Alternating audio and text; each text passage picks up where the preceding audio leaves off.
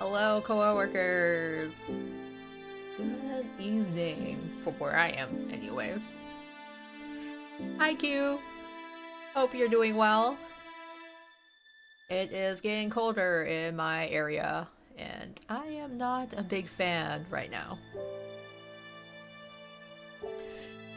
This is apparently a detective game. It was interesting, because I was on Steam, trying to see what games are out there, because, you know, I like visual novels, puzzles, and mysteries, and so it's kind of funny. It's like both games I'll be streaming this week have some sort of mystery concept, but it looks like this one's got something to do with solving mysteries. Yeah, so we're going to be playing the demo, and in the demo version, it apparently covers like case 1 and 2. So I guess I don't know if they overlap or they're on their own, but we'll see how far we get. If we can cover both cases, or we'll at least solve one. Oh, it started to snow in the morning? Yeah, it's about it's about that time of year. I don't mind it in December, but as soon as January hits, I'm like, please, no more. No more snow. Now, case 1 is backstage. Nortrick, an assistant from a small town detective agency, receives a letter from the Phenomena. Makes more sense. Phenomena Bureau, and heads off to London. I don't really know much about this game. All I know is it takes place in like a fictitious Victorian, like 1960s, and like I guess some people have superpowers or something. No, we won't skip it. We want to know. We want to know what's happening. Because I don't know what's happening. This game's a mystery game where you must uncover the tricks behind a number of murder cases. Take notes for yourself and try to find the truth between each case. We are in London. Like, do I actually have to write down notes? I don't usually take notes when I play games. I just let the game do it for me. I'll just have it, just in case. This is your first time. Notrick. I like the little curler in his hair. Oh, that's where he stores his pen, I just realized. Excuse me? Oh, I was just saying, this is your first time in London, no? It is, but why do you ask? Ah, I knew it. And how is it? How does it feel to take in all that London scenery for a first time? Well, it's just as astounding as they said it would be. The buildings, the smoky haze. Though I haven't seen Big Ben. I like how there's like a moving background. I hope it is like Ace Attorney. I love the Ace Attorney series. But hopefully it'll be like that. Yes, indeed. She's important. Big Ben is. Though I'm afraid, young lad, you won't be able to get a good look at her from around these parts.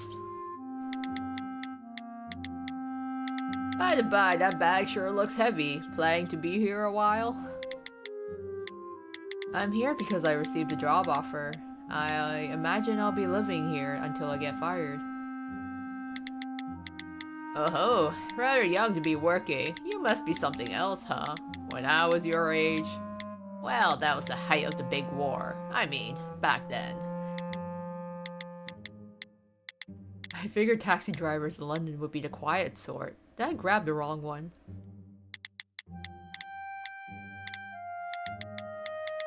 What's the name of this new employer of yours? For another shilling, I'll take you right up to the front door of their building. Oh, that's quite alright. In front of the park will be fine. I mean, you're already paying for an expensive cab ride. What's another shilling? Most like yourself visit London for the first time to try to find a way themselves, and before they know it, they find themselves lost in more ways than one, you know. It's like, buddy, you gotta take a hint. Maybe he doesn't want to pay you extra money. He's pretty much forcing my hand here. If I keep turning him down, he'll probably just keep pestering me. Well then, I'll place my fate in your knowing hands. The name of the place was... What was the name of that agency? I believe it was written on the letter I received from that man calling himself the Detective Chief Inspector. I mean, in some cases, I'm sure, when you like go overseas and they know you're a tourist, they try to like scam you for your money. Okay, someone has posed a question. Find a clue related to the question within the documents. And press Combine Clues. Select the clues you wish to use on the enlarged documents and click the Combine Clues button. Select the document you would like to check from the list below to zoom in. Okay.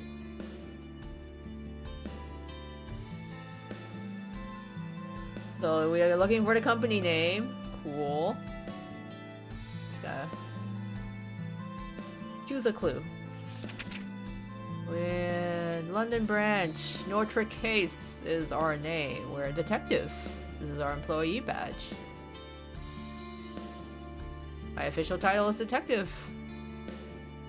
I'll be an investigator in investigations. Rolls off the tongue. Good cadence.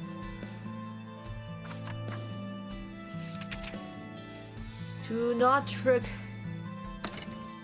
Oh god, this thing is so small. On my screen. I gotta squint.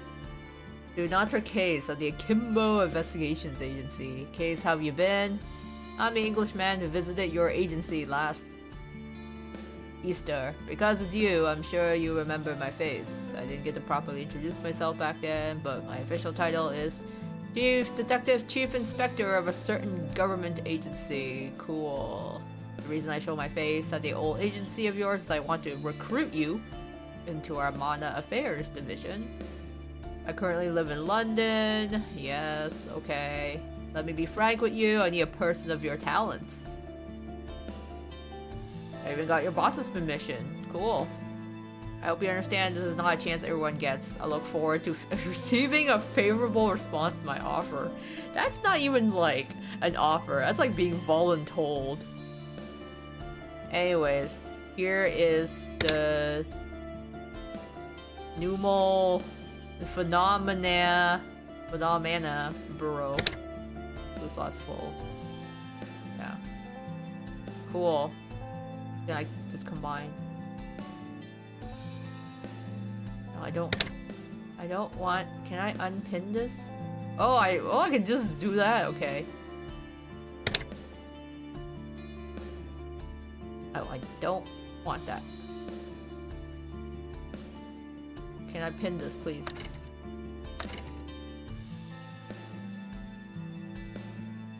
Alright, let's combine clues. Hope I'm doing this right. Okay, that was easy. It's just trying to figure out the mechanics. The Phenomena Bureau. I've heard people around here call it the Bureau for short. You know where the Bureau is located, right? If you could take me there, I'd appreciate it. Understood, sir. Oh. He got real serious. What's wrong, sir? Is something troubling you? No, it's just you got really polite all of a sudden. Do you just forget to mind your P's and Q's at times? London taxi fare always cart around their fares as if they were the queen herself. I think I get it. Funny, really. Right when he heard me say the Bureau, his attitude shifted. Oh.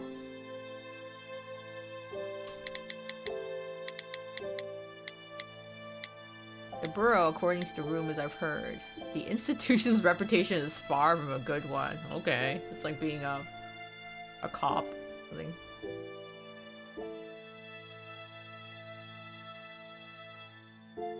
Hi, Sabrina. Nice to see you.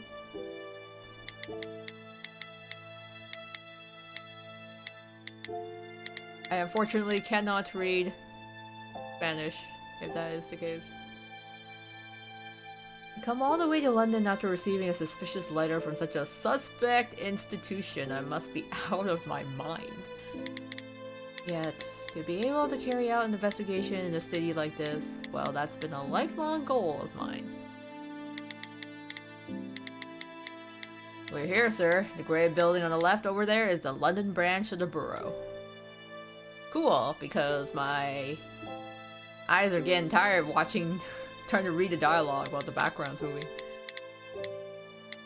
Thank you. He said that would be 1 shilling? Where did I put the money I exchanged? You might want to check the front pocket of your bag. The front pocket? Ah, it's right there. How'd you know? Such things shouldn't come as much of a surprise. You intend to stay in London for long, that is. Oh, what's that supposed to? Have a great day, sir. I do believe you'll find the city isn't half bad a match for you. I sound somewhat foreboding. How do you know? How do you know? Logical. Cool. How do you know I had 1 shilling in the front of my pocket? Is London a sus city, you know?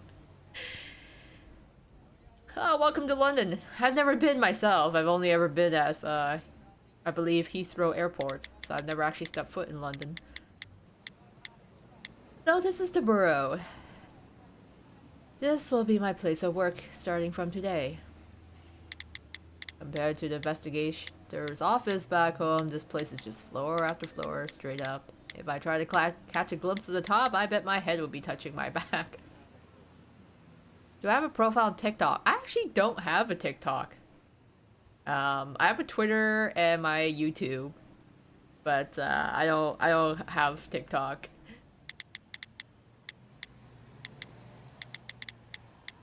Am I going to be working at a place like this? It took me days to get here, but suddenly going inside is the last thing I want to do, and that lady keeps staring at us. That woman, is she looking at me? We definitely locked eyes, but she isn't saying anything. Or am I just imagining things? I like her design though. I like her hair. Her red eyes. Nope, she's definitely still looking. Should I be the first to speak? No, because if she isn't... Oh god, she's a mind reader. You may speak first. Would you happen to have business with me? Indeed, I do. Then she should be the one to break the ice. I'm waiting for someone, and I do believe that someone to be you. A new recruit from the Akimbo Investigations Agency, known for sticking a fountain pen in his curls, height roughly 165 centimeters, goes by the name Note. Well, something close to that, right? 165 centimeters. Oh man, he's short. He's a short king. My name's No Trick Case. Wait, guy. His name is No Trick Case. Like no tricks in the case, because, you know, he's a detective. I see how it is. You're a member of the Mana Affairs Division, aren't you? That I am. The name's Pandoria Redfins. It's a pleasure to meet you. No, the pleasure's all mine. I'll pass on a handshake, if you don't mind.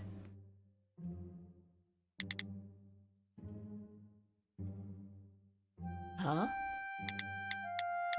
Ah, now that I'm thinking about it, I do remember something about the British not shaking hands all that often. Is this true? Is this true? I don't know much about England or the UK, to be honest. I'm like, do the Brits not shake hands?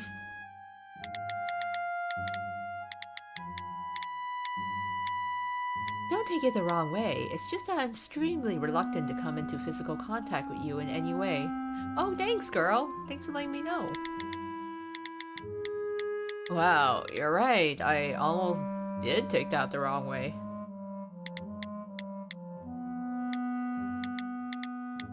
I I guess you could say I suffer from mysophobia. It's a bit of a bother, but you'll just have to put up with it. I just have to put up with it. I mean, is it really okay to have a detective who's scared of germs? I mean, I get it. I'm a germaphobe too. I don't like touching gross stuff. Well, enough for the introductions. Shall we head inside? You'll have to follow close behind. The burrow is a bit of a maze, and I don't want to have to report a child gone missing. A child? Rude. There's something odd about this woman. As if after all these years, I could still get lost.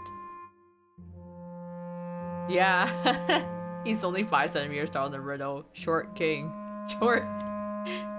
But they did say he was young. I don't know how old he is, but young-ish, I guess.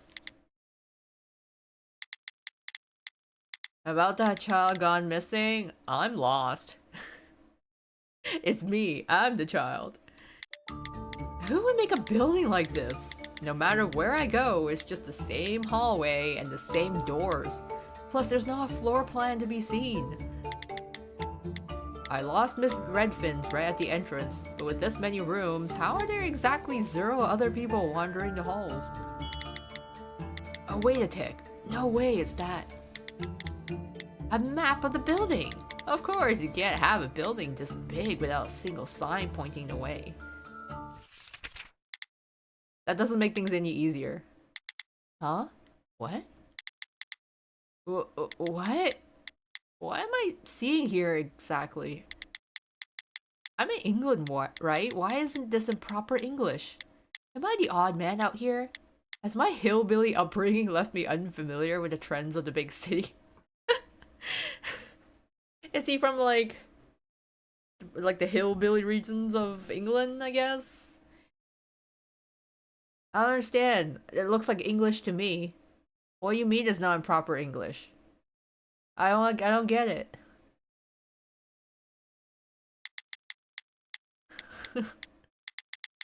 Like, whatever, now at least I can get back to the entrance. I can't do accents. I probably should. Okay, Miss Redfin's will probably be waiting for me there.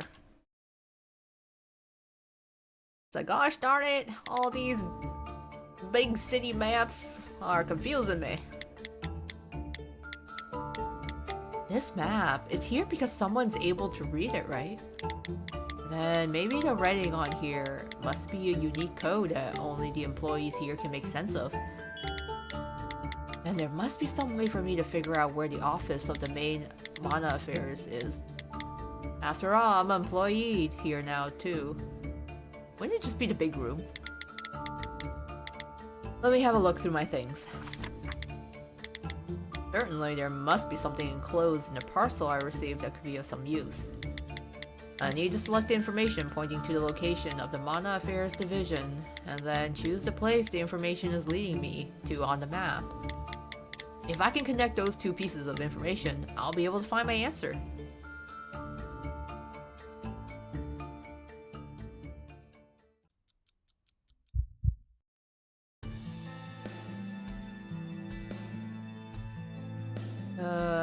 When there's no question to answer, try to find 2 clues with your documents, and then we combine them. Cool.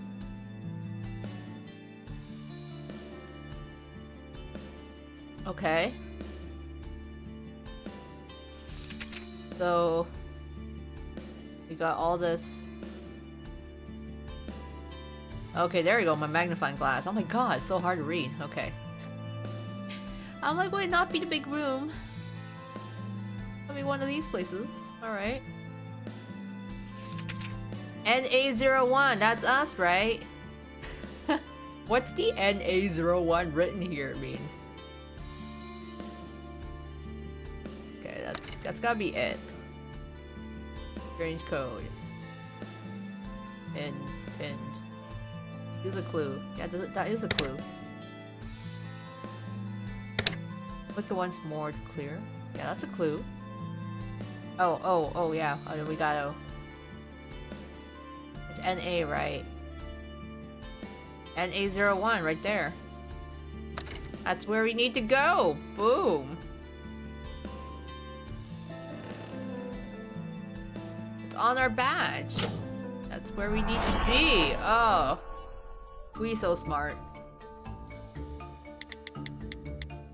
The code of my employee ID badge is formatted in a strikingly similar way to the codes on this map. Also, the name of my department is written right above the code. Mana Affairs Division. Would that make these letters and numbers the unique code assigned to our division? The same code is written on this room of the map. Then maybe that's where the Mana Affairs Division? That certainly seems to be where it's pointing me. Seriously? Was it the door right in front of me this whole time? I feel like I'm a supporting actor in a new TV show. Well, I guess I should head inside. Excuse me.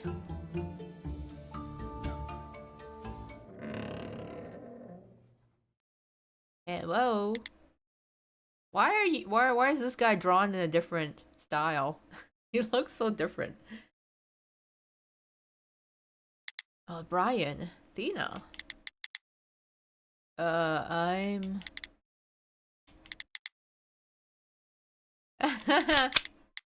Hands in the air. Oh, shit.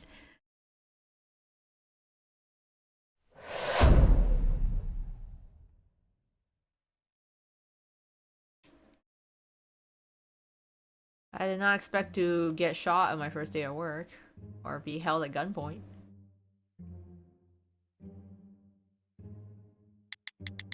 So, just like that, I found myself here. Makes sense for a rookie. Your accent is rather unique. You're not from around here, are you? I don't know what kind of accent to, like, give him, though. I can't do all the different types of British accents. You got the London one, and I know there's, like, Cockney accents as well. Oh, New Mexico. Nope, I'm from New Mexico. I worked for a private investigator down there. New Mexico. Then perhaps you prefer a cup of my finest black tea on ice? Sorry, but can I get a coffee instead of tea? But of course. It's been a while since we brewed it though, so it's probably gone stale. Let me brew you a new pot. That's alright, even stale is fine with me. I didn't catch your name. Caucasus Brian. That's his name? Caucasus. Caucasus. Caucasus Brian. Oh. At your service. What kind of name is Caucasus? I'm sorry, maybe it's a real name. But that's certainly one I've never seen before. Oh, is he from America? I guess yeah, New Mexico. Okay, so I mean, he did get, I guess he got transferred to London. During our cases, I'm the man in charge of investigating the scene of whatever incident has taken place. Ah, thank you. Detective Brian, how should I put this? I'm sorry to be such a bother, but... Could you ask your colleague to put away her revolver? What's with a gun? This ain't America. This revolver? You don't need to let it worry you. I'm just following protocol. So you're not going to shoot me? The name's Thina. Her Venus. My main charge is interrogations. Just call me Thina. Nice to meet you, Detective Thina. But again, you're not going to shoot me, right? Would you like the honest answer? No. Hey girl, calm down. Sorry to bother you, but until the detective sergeant gets back and is able to confirm your identity, we'll be staying just like this. The borough is strict when it comes to security. More importantly, I hope the coffee is to your liking. In the spectrum of life and death, the taste falls somewhere in the middle. Quite an abstract way of describing it. I actually find the description to be quite on the money. So, when is this sergeant of yours supposed to get here? Hmm? Didn't you meet her outside a short time ago? I'm back. Oh, it's her! Miss Redfins? No way. Then my sergeant, they mean... Indeed, that's me. I mean, isn't that something she should have led with? How'd you find your way here? I went out looking for you, but I had no idea you'd find your way here before I could catch up. I found the place by comparing the code on my ID badge to the codes on the building's floor plan. Your ID badge? Oh, you noticed department codes. But, why are you sipping on that cup of coffee at gunpoint? I want to know too. I was just about to bring that up. Looks like you've been cleared of suspicion. Excuse us for that. Yeah, sorry.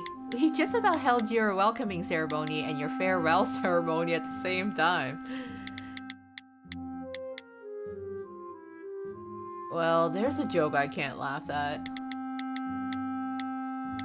Sarge, this is also sort of sudden. I hadn't heard word of a new recruit joining us. I only heard word 20 minutes ago myself, from a detective chief inspector no less. Of course, I wouldn't expect any different. Still, we should be thankful for the extra hands on deck. It's just been the three of us for 2 years now. You've all had a chance to introduce yourself, right? Our friend Note here is going to be joining our investigation team starting from today. It's no trick case. Right, I'll keep that in mind, Note. Call me what you will. Huh. Now that I'm thinking about it, we haven't heard about the most important thing yet. The most important thing? I'm talking about your skill. What is it? What can you do? My skills? Well, I haven't really learned any special skills. And honestly, this is my first time leaving my hometown. I do have a license to operate heavy machinery. Maybe that'll be of some help. You must be joking. I guess they wouldn't need that, huh? Heavy machinery? I'm just asking this to be certain, but Mr. Case, are you not a staffer? Staffer? No, I'm not. What? Is that going to be a problem? Whoever a staffer is? I see. Well, it's less of a problem. And more like you're fired. She dropped that so casually. Oh, what? Oh, that's such a shame, you know. I guess we just have to let you go. Excuse me?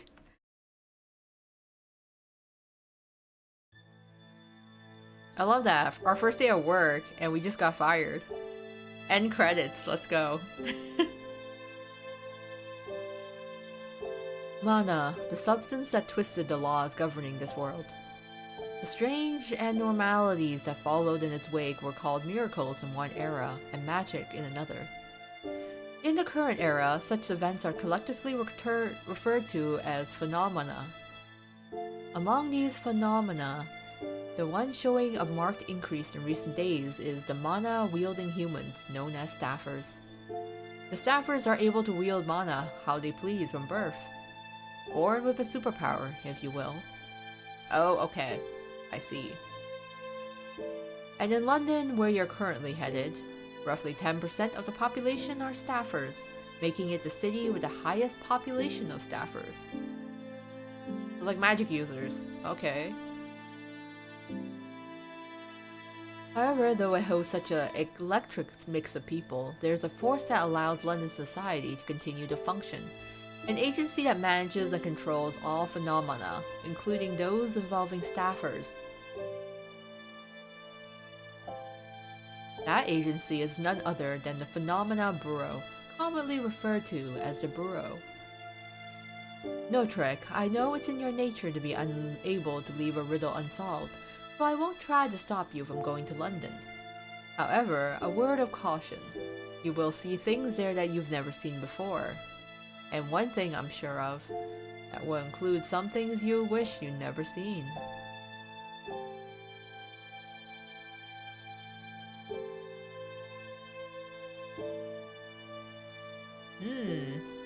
Okay, the prologue to Stafford case.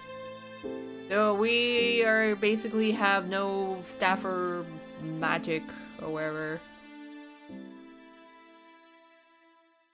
This game's like crossbreed of Ace Attorney, Raincoat, and a bit of Reverse 1999. Yeah, I'm like a big Ace Attorney fan. I've heard of Raincoat and also Reverse 1999. Like, I really like the OST from Reverse 1999, even though I haven't actually played it myself. It's got some cool mystery vibes. I like it. It's been a while since we've had some drama. I wonder if Note's on his boat back home by now.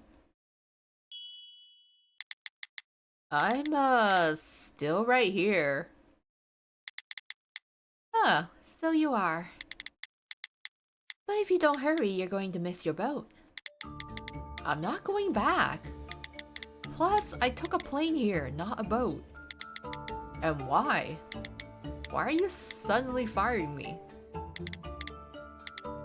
It's just you're no staffer, so we don't need you. Sarge, that remark is somewhat misleading. Then, Brian, you can kick him out. Nicely.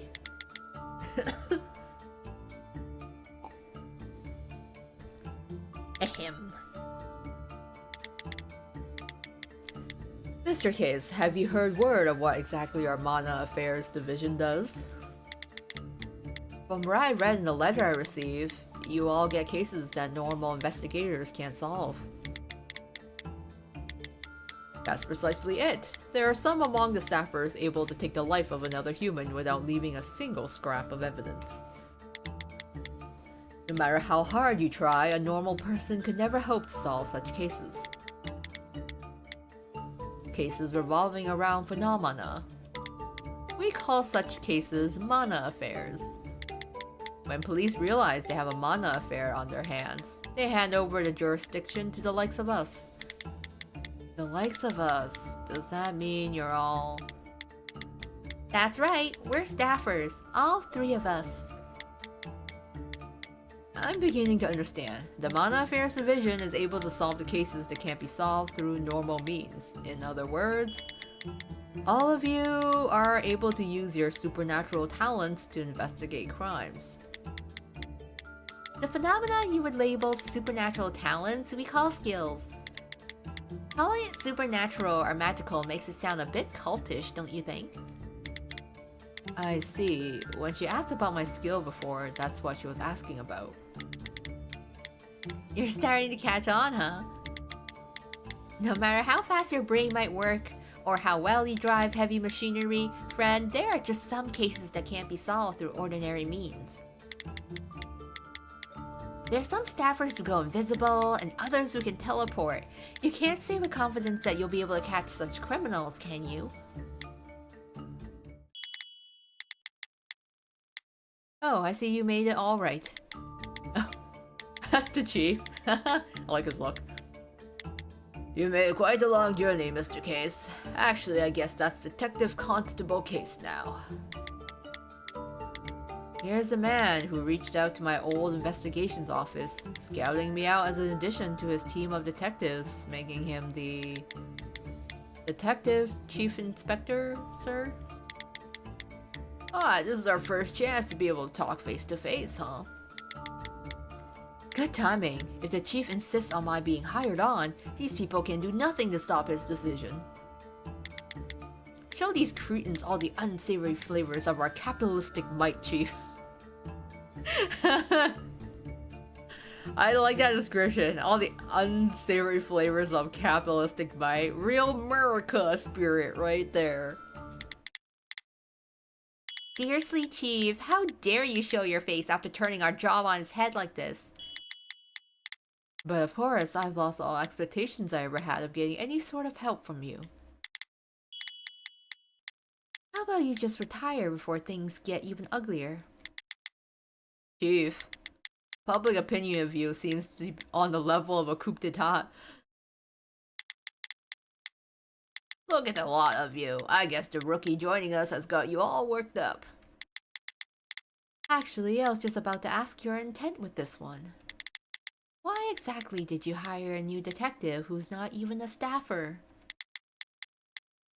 Sergeant Redfins, are you meaning to say you don't wish to take on Detective Constable case? That's right. I could have used even the slightest hint of hesitation there. Then let's try this out. You all are going to give Detective Case here a test. A test? If Detective Case passes your little test, you'll let him on the team and accept him as an equal. And of course, if he fails, you can do with him as you please. How's that? Fair? Chief, I don't know. I don't think this is gonna fly. One of them almost tried to, like, shoot me. She held me at gunpoint. Please help. Regarding the contents of said tests, is that up to me? Do whatever you please. This kid's a genius. I mean, I wouldn't go as far as to say genius. Tina, you and Brian are in the middle of a case, aren't you? Huh? You're talking about the circus homicide? Hold up! Are you serious right now?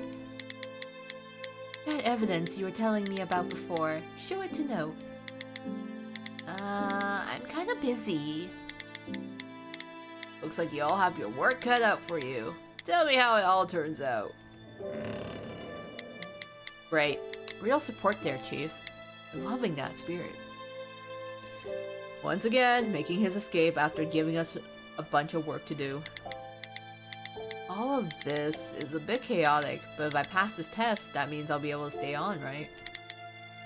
Okay, so you all are going to give me a test, right? What do I have to do?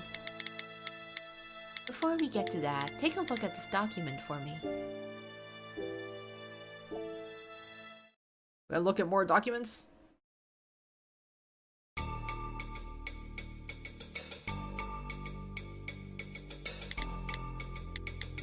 What sort of document is this? Who is this a picture of? This is a bureau file. It lists off each staffer's supernatural abilities, laying out what skill they have. It's one of the main documents we use to investigate any sort of phenomena that might occur. Each and every staffer must carry around their bureau file with their identity card. These files are crafted from material that can't be forged, so if you interpret the information listed here incorrectly, you can understand what sort of skills the staffers involved in your case may have. The information on this document is about Yulia Geller. She's the person who found the body in the case we're currently investigating, and one of our main suspects. Geller is a clown employed by Trump Tower Circus. Trump Tower Circus? Trump has a circus now? I mean, no surprise, to be honest. Which is precisely where the murder occurred. At Trump Tower Circus. Great. The victim was none other than the ringleader of said circus. His name was John Henry Houdin. I'll give you all the details of the case later on, but first off, I'd like to continue my explanation of the bureau files. Under the staffer's name, we've got the name of the staffer's skill written out. Geller's skill is what the bureau has named Indiscernible Object Manipulation. What sort of skill is that? The name doesn't really spell out what that entails. According to statements gathered from those who know her, her skill allows her to manipulate objects through some unseen force. Basically, she's got telekinesis. So why can't you just write telekinesis? Do you think it's somehow more professional to describe her skill like this? We never do such a thing. And don't you think you're being a little harsh? There are over 1,000 staffers able to move objects without touching them in London alone. We have to take an academic approach to the naming because filing them all under such overarching words as telekinesis does nothing to distinguish the subtleties of their skills. You can usually infer what sort of skill a staffer has by the name listed on their file, though there are occasional exceptions like this one. So if you can't understand from the name of the skill like this one, you won't be able to understand what the staffer's skill is. In cases like this, details about the staffer's skill can be found through the course of the investigation. Julia Geller has been using her skill to perform acrobatic stunts at the circus, so it's easy to find out that her indiscernible object manipulation equals telekinesis. If that's the case, I'm not sure why we even have these files. But anyway, I follow. Then how about we take a look at the bottom part? Threat level. The threat of each staffer is ranked by the risk posed by his or her skill. Oh. If they pose no threat, they're named unarmed. If their risk of harm is that of an edged weapon, they're labeled Bowie. If they pose the same danger as a small firearm, they're labeled Coat. The threat of their skills are all compared to weapons. Staffers with a high threat level may have some restrictions placed upon them that could interfere with normal life. Julia Geller is rated Colt. Does that really mean her skill is as dangerous as someone wielding a pistol? Next comes the skill's range. I love how it jumps from like a pistol to like a tank. Like there's no in between. You're either dangerous at the same level of a gun, or you're just a straight up tank. In Miss Geller's case, I can see she can only manipulate objects that are within 2 meters of her. The catalyst section below shows what the staffer needs to use a particular skill, but in Geller's case, she doesn't need anything for hers, so we'll skip that. Last of all, we have a section to write anything of note about the skill that isn't included in the above sections. The info in this section can vary widely depending on the skill on the person's bureau file. If the skill is about controlling something, we'd have information about the substance that can be controlled. If the skill was about creating something, we'd have info on what can be created. So, shall we wrap up our explanation there? Okay.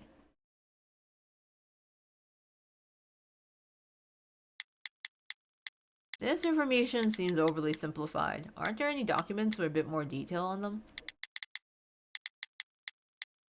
There are, but this is the limit to the info we're able to attain at our current clearance level.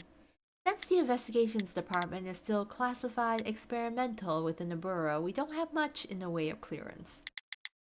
I see. So what's the test that goes along with this? I'm sure some of the info is gonna come like super important, right? Like how much weight she can lift, the range of it, how long she can hold it for. The reason I'm showing you Julia Geller's bureau file is because this woman is the prime suspect in our investigation thus far. We have 3 reasons for thinking this. Now, let me show you the evidence we've gathered on her, one item at a time. You have to look at this evidence and figure out the 3 reasons why we currently suspect Julia Geller. Got it. You want to find out if I'll be of any help on a real case. What do you think? Up to the task? If I say no, will you switch the test to something else? Not a chance. Then I've got no choice but to do it. Though I didn't really want you to change the test in the first place. Good. Then you're confident. You can use all of that confidence to get you back home. So that's okay for him? Then let's show him this first. Is this a testimony? Miss Geller gave a statement. The name of the witness is Julia Geller, and the document seems to be explaining the circumstances of the witness finding the body. At first glance, it looks like an ordinary witness statement, but this part? This column, it says heartbeat. What's that mean? Oh, he's pretty sharp, huh? How about the abnormal heartbeat column? It gives me a place to check when I detect a change in the witness's heart rate. The witness's heart rate? Much of the evidence collected by Amana Affairs Division is acquired using the skills of the investigators.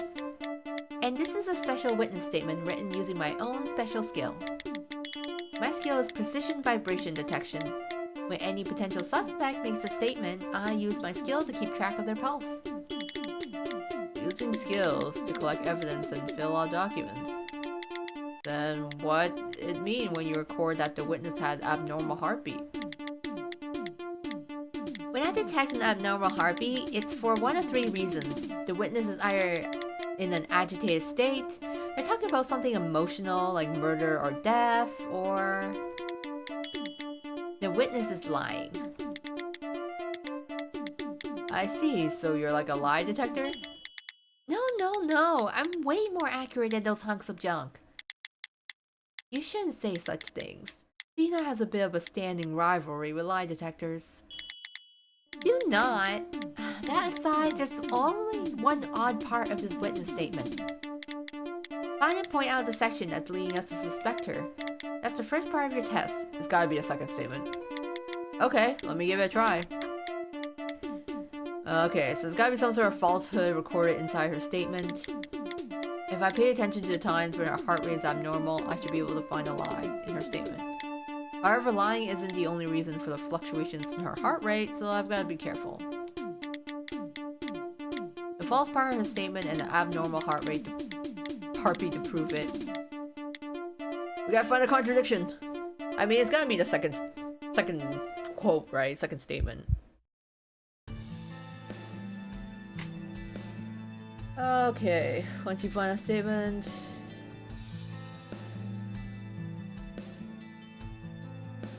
And that's the guy... Recordings. Oh, okay.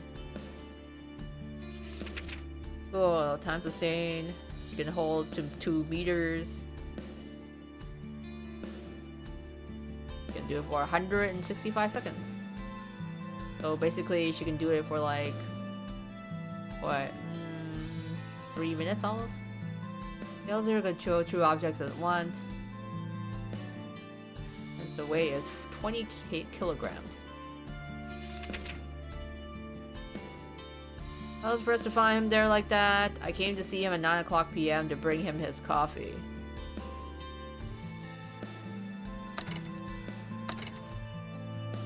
I mean, that sounds suspicious, right?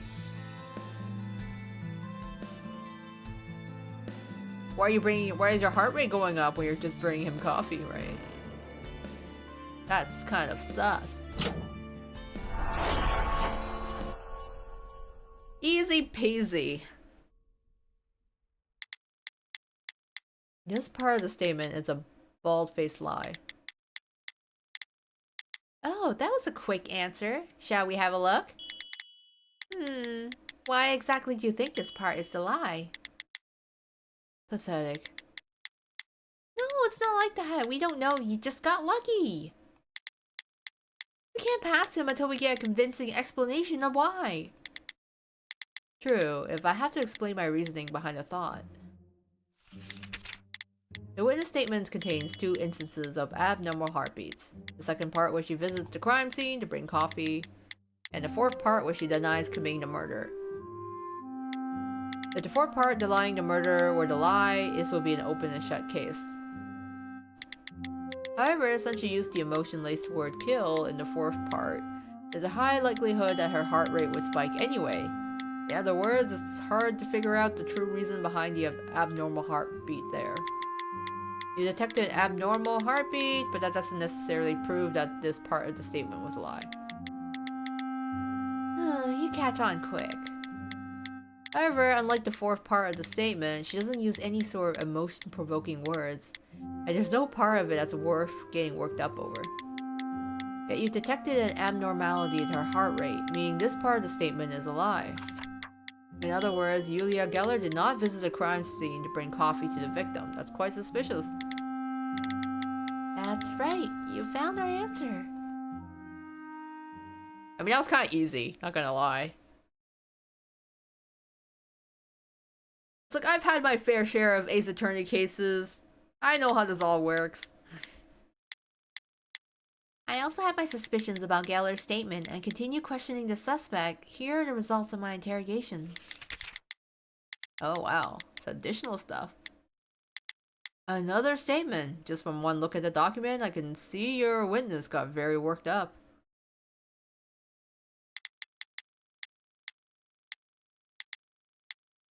That's right. When a witness is excited or agitated, I detect strange heartbeats when a statement is true or not.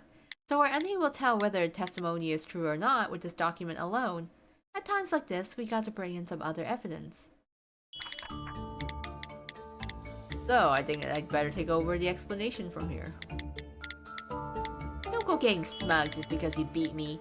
Out of the three, I'm the runt of the litter. I'm not. How was I smug? Plus, that wasn't exactly something to win or lose over. You already called yourself the runt of the litter, so why not accept it? Pathetic. Shut up! People always pick winners and losers! Hurry up, Brian, show him the data you got. Alright, I guess I will. I do hate to judge others, but that was a problem I simply couldn't overlook, so I hope you understand. Here you go, Case. Your second test.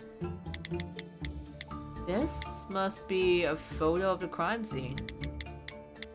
The person slumped over the desk must be the victim of the case we're investigating. Also, we're currently saying Yulia Geller is a prime suspect, right? From the picture of the victim, was the cause of death this blow to the head? What's all this green ink, though? Those are the pieces of trace evidence left behind at the scene of the crime. Fingerprints, footprints, scratches, and more. We've all got all sorts of forensic clues. My skill is to accentuate various clues so that others can easily see what they are. I'm like, isn't this the equivalent of like an Ace Attorney when they just do like the little spray for like fingerprints and bloodstains to show up? I'm like, I get that these guys have special skills, but can't we just use technology for this? Using my skill, I can make records of the clues I find on the photos of the crime scenes like this. We call them trace photos. A skill to find clues. Besides just staffers, this might be possible for anyone to do given enough time. Yet perhaps... It's not just about finding evidence either. The time the trace evidence was left is written here too. Nice catch. My skill makes clues appear to shift in color and brightness depending on how much time has passed. I then analyze all that information and determine what each trace was made or left, or when it was. So he organizes all that information to produce these trace photos. That would certainly help out on the investigation. Back to the point. This trace photo contains a piece of information that contradicts other piece of evidence. Let's call finding that contradiction your second test. Alright. Let's think. The information on this trace photo was found and organized by Detective Brian himself. There could be no mistakes on his end. In other words, if a document contains something that contradicts this trace photo, it's the information on that document that's wrong. Okay. Let's go find the contradiction. Gonna find the contradiction to shove it in the suspect's face. Okay, well, let's see what she's got here. You're asking if I came on any business besides bringing coffee. Are you suspecting me? He took a cup of coffee at 9 p.m., so she did show up at 9 p.m. here. She left at 9 o'clock. After all, he normally stays out until morning. That's the only reason I was there that night too. I had no other reason to visit the scene that day. But yet her footprints are here too. At 7:30 p.m. What were you doing there, Geller? 7:30 p.m.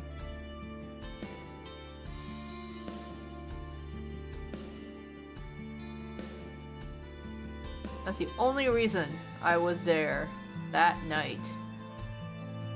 I want to take a better look at that photo. Okay. Number 2 is footprints. Right. And it looks like she walked around him. And then number 6 is also footprints, where she walked in front of him.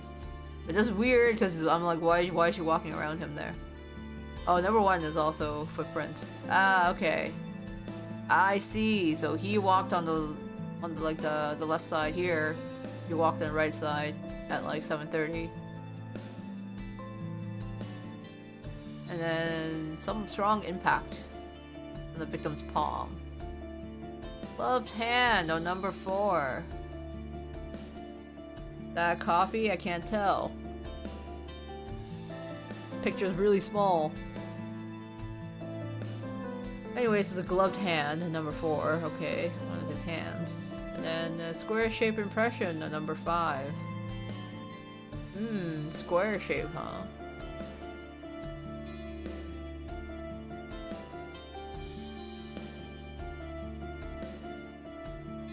And no other reason to visit the scene that day.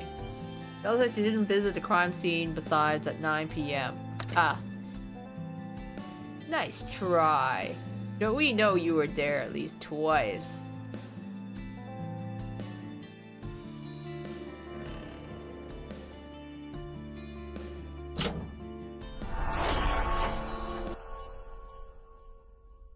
Oh yeah, that's logic, baby. I've got it! You can take your time if you like. That's quite alright. The document contradicting this trace photo is this witness statement. Would you like to point to a specific part of the statement and explain what's contradictory about it? In the additional witness statement Thena got, there's this one part that stands out. It says, I had no other reason to visit the scene that day. Given Miss Geller's agitated state, it's impossible to judge the validity of the statement based on abnormal heartbeat alone. However, by looking at this trace photo, we can now see that this part of her statement was false. This trace photo clearly shows the footprints Miss Julia Geller left behind. One part is that Miss Geller said we can only see there was footprints left at 9 o'clock. If the statement that she had no other business with the deceased that day were true, those would be the only footprints she left. Yep, that's what we figured out. But it's not the case. There's another set of footprints left behind at 7:30. One set of footprints at 7:30 and one set of footprints at 9 o'clock. Miss Geller visited the scene of the crime twice that day. So her statement that she only visited a single time is clearly a lie. Here's your contradiction between the two documents. What do you think? Am I wrong? No, that is indeed the answer. It wasn't the most difficult of problems, but you delved so far into this in such a short time. Oh yeah, we good. We solve cases.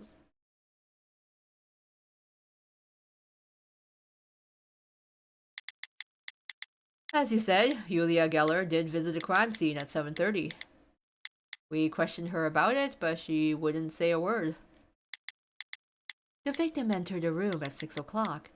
Since the victim left no footprints leaving the room, we can safely say he was still in the room at 7:30. We don't know exactly what happened inside the room at that time, but it was certainly nothing to write home about. So that's why you all suspect Miss Geller to be the culprit. Well, there's that, but also Julia Geller is the only person who had committed this crime in the first place. Huh? Here, take another look at the photo. There are no other footprints that approach the victim besides Julia Geller's, right? Yeah, that's clearly the case. Though I do remember a set of footprints labeled Houdin. That's the name of the victim. He's the sad sap slumped over his desk in the photo. It's obvious that we have the victim's footprints at the scene of the crime, right? Yeah, that's right. Let's think this through. Judging from the footprints we have on record, only 2 people entered the scene of the crime that day. The victim, Jean-Henry Houdin, and our suspect, Julia Geller. As you can see from the picture, a bunch of water was spilled at the scene of the crime. Geller stepped into the pool of water before approaching the victim. But why would she risk getting her shoes wet to get behind the victim? Obviously, because she's got to get close to whack him on the head. Dina, if you keep going, we'll have nothing for the 3rd test. Ah. I got sort of carried away there, but I'll cut it out. Sorry everyone, I just couldn't rein in all these fantastic reasoning skills of mine. So what's all that mean for my test? Unfortunately, since our investigation is still in progress, we've got no more information to show you. So until our investigation continues, we have no choice but to stop the test. What? Sarge, if I may change the subject for a moment. This case, I don't think it calls for further investigation. What do you mean? At the current juncture, we can say with near certainty that Julia Geller is our culprit. Rather than pressing forward with further investigation, let's hand this off to the police and turn our focus to other cases. Oh, I definitely agree with you on that. We're practically drowning in cases we haven't even touched yet. Well, I can't agree with you all on that. It's quite natural to point a finger at Julia Geller as your prime suspect, but I think Detective Thina overlooked a piece of information during her explanation of her 3rd reason for suspecting Miss Geller. Huh? What? You mean my rationale wasn't spot on? She overlooked something. What might that be? She did. Generally speaking, her logic would be correct, but since this is Julia Geller we're speaking of, we must say that Thina's logic doesn't hold water. So you found a hole in her logic, but would you mind explaining what that might be? This tape recorder has everything we just said a moment ago recorded on it. Print out the part that stands out to you. After you print it out, point out which part of the transcript seems odd. So I just press this print button. Oh, how convenient. So I select the part of the printed transcript that stands out and use it in connection with another piece of evidence. Okay.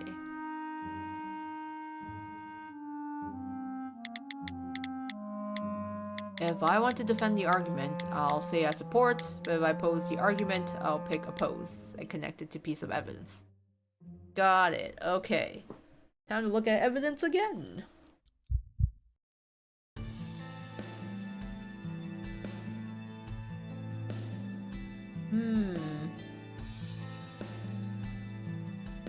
So this is Henry was a ringleader. Okay. Julia is a clown. 2 meters. Catalyst. Between 2 objects at once. That's what I want to see here. Why is there a big puddle? That is the question. What is number 5? This is a square-shaped impression. Why do we have a square-shaped impression here? Or why are there 2?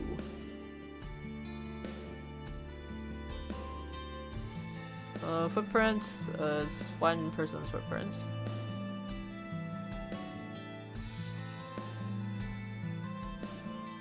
Wait, how do I print?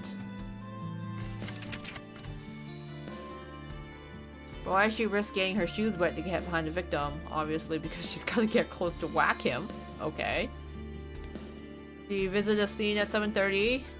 We questioned about it, but she wouldn't say a word. Or the victim entered the room at 6 o'clock. So there's no footprints leaving the room. You can safely say he was in the room at 7:30. So the victim came in at 6 o'clock. That's the number 1. I mean, it did look like he didn't leave, so this picture is so small. So why did Yulia get behind this guy here? Not to mention his hand is kind of have a strong impact from something. And number 4, there's a handprint on the gloved hand. And then yeah, you got these weird squares here. Why is there a square? Or something moved?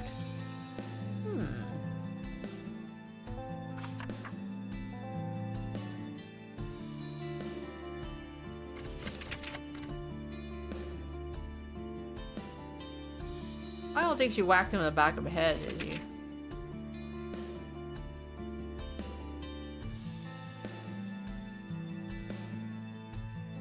I'm like, where's the head trauma? I don't see it. Strong impact on the palm, though. What could that have been from?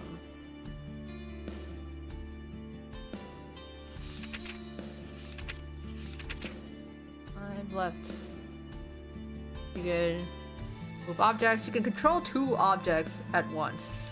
I'm like, is that what these squares are? She's got like 2 objects here. I have no clue what these objects would be, though.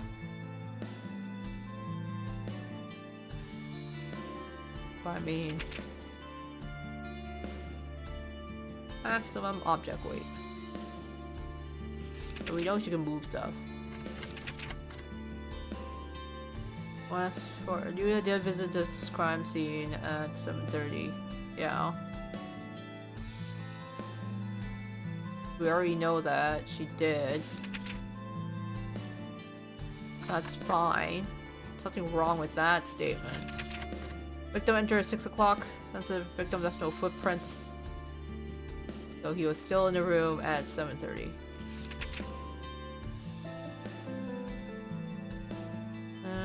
He was there. Yeah, it's strong impact. Traces. Oh, I should read this better. Trace left on the victim's palm. Considering how strong the color is, it looks like the impact was a strong one. So maybe it didn't hit his head; it hit his palm instead. Handprint left on the key cup. Since the person was wearing a glove, we can't tell who left it. Left at 7:40 p.m.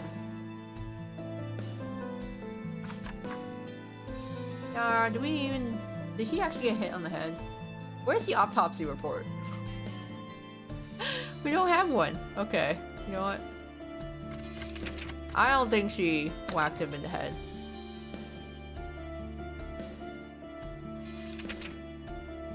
Because he's got no head trauma.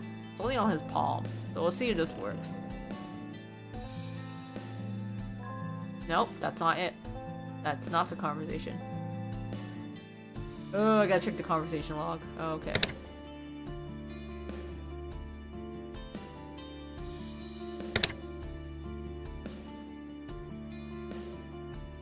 Let's go back.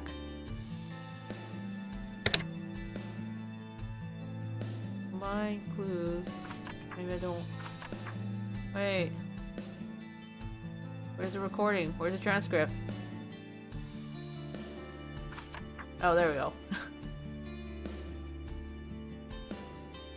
There's a part of Athena's claim that wasn't logical. Print out the transcript and connect it with the information. It's gotta be part of her thing, right?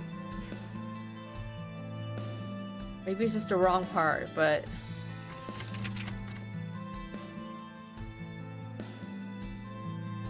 I wish shoes wet to get behind. I still don't agree with this, but perhaps it's the handprint.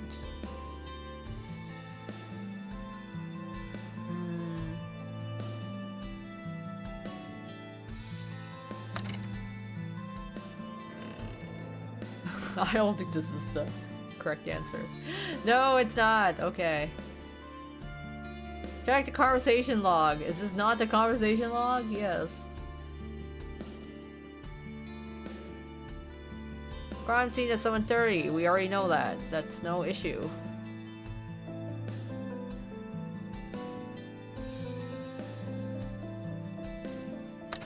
Can I support this?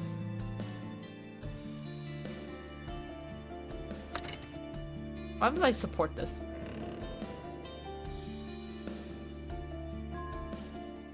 What? But that is supportive of it. Okay, fine. You don't want me to support this argument. Victim entered at 6 o'clock. Victim left no footprints. You can safely say he was still in the room at 7:30.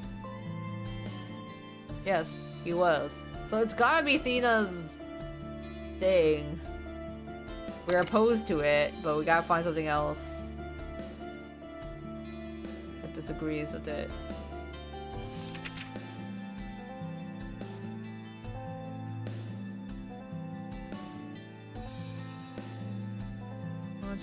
Max life.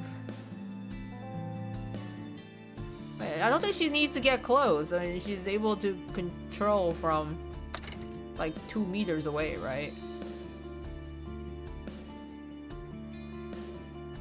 Yeah. Let's try those two. Because I'm like, she doesn't need to get close to him. Okay.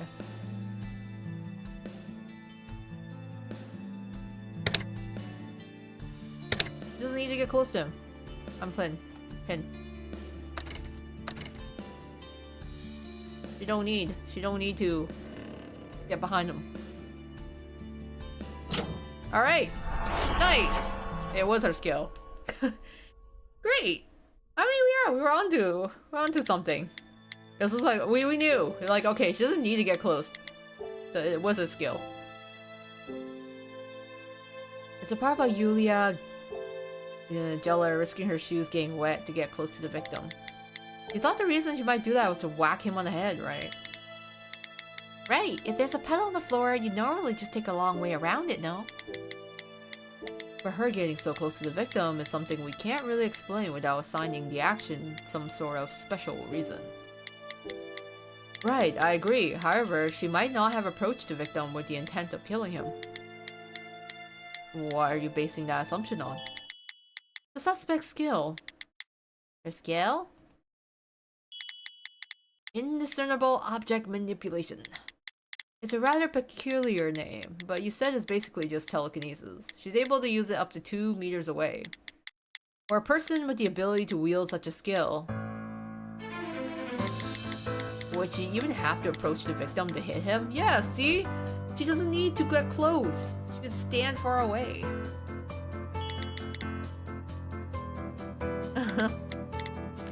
As you all said, such circumstantial evidence regarding the suspect approaching the victim will only add more suspicion to the accused under normal circumstances.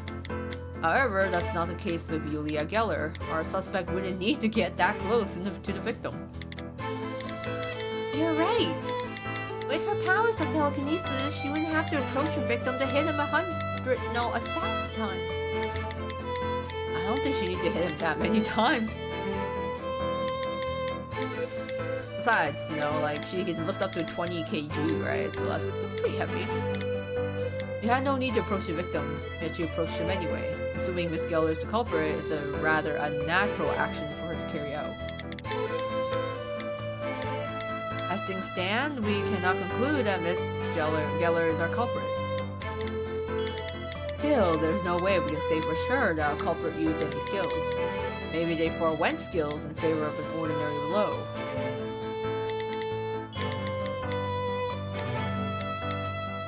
Yet, we can't say for certain that no skills were used either. Plus, you said the floor was wet, right? Could she be using ice? She could just literally use a chunk of ice, right? Just whack him with it. With wet shoes, you have no idea what sort of footprints you'd be leaving behind. In fact, Yulia Geller's footprints being left at the scene of the crime led both Detective Thena and Detective Brian to suspect Miss Geller. Would a person looking to commit a crime take that risk? Especially if she had the means of killing her victim without getting close to him. So, someone else came and killed him beforehand? It'd be more odd for her not to use her skill.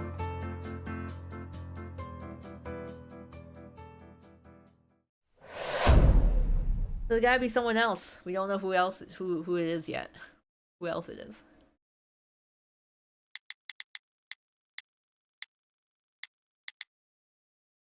There are quite a number of staffers able to commit a crime without entering a room. It's true that Julia Geller is still suspect, but as long as there are doubts to be raised, I believe this case must remain open. I think you're right about that. If Geller wasn't our culprit, we'd be in a real pickle. I apologize for having brought it up. Recently, the amount of cases assigned to our department has increased remarkably. I must have grown impatient. We needn't worry about that now, though, right? After all, we've got another hand on deck now. Sergeant, does that mean... Honestly, I was thinking I'd fail you and send you home no matter how you did on the test. You snake in the grass. However, you've grown on me a little. That may be true for me, but are there any objections from you two? He spotted a flaw in our logic. I can see no reason to object to his joining up with us. Here, would we have a leg to stand on if we did? Candy, do you know our reasoning in this was so far off? Well, it's sort of a basic line of reasoning in the Mana Affairs investigation. So much so that ignorance of the fact borders on moronic. I apologize for being so much of a dimwit that I missed something so simple. I'm so ashamed of myself. I don't mean to cast blame. After all, even the best investigators sometimes end up hooked by the wrong hypothesis. The important thing is that we correct the faults in our logic. This is just a theory of mine. But what's more important than finding the right way immediately is the ability to turn around when you're on the wrong path. And Note just proved that he has that ability. So, we're a little late in saying this, so welcome to the Mana Affairs Division, Note. No need for the pleasantries. The pleasure's all mine. Though you're right that it was a bit late. Well then, we'll have a welcome party later. For now, shall we get ready to head out? Head out? Where to? Where do you think? To continue the investigation. We're off to the scene of the crime. Trump Tower Theater. Off to Trump Tower Theater. Where we have Trump Tower Circus.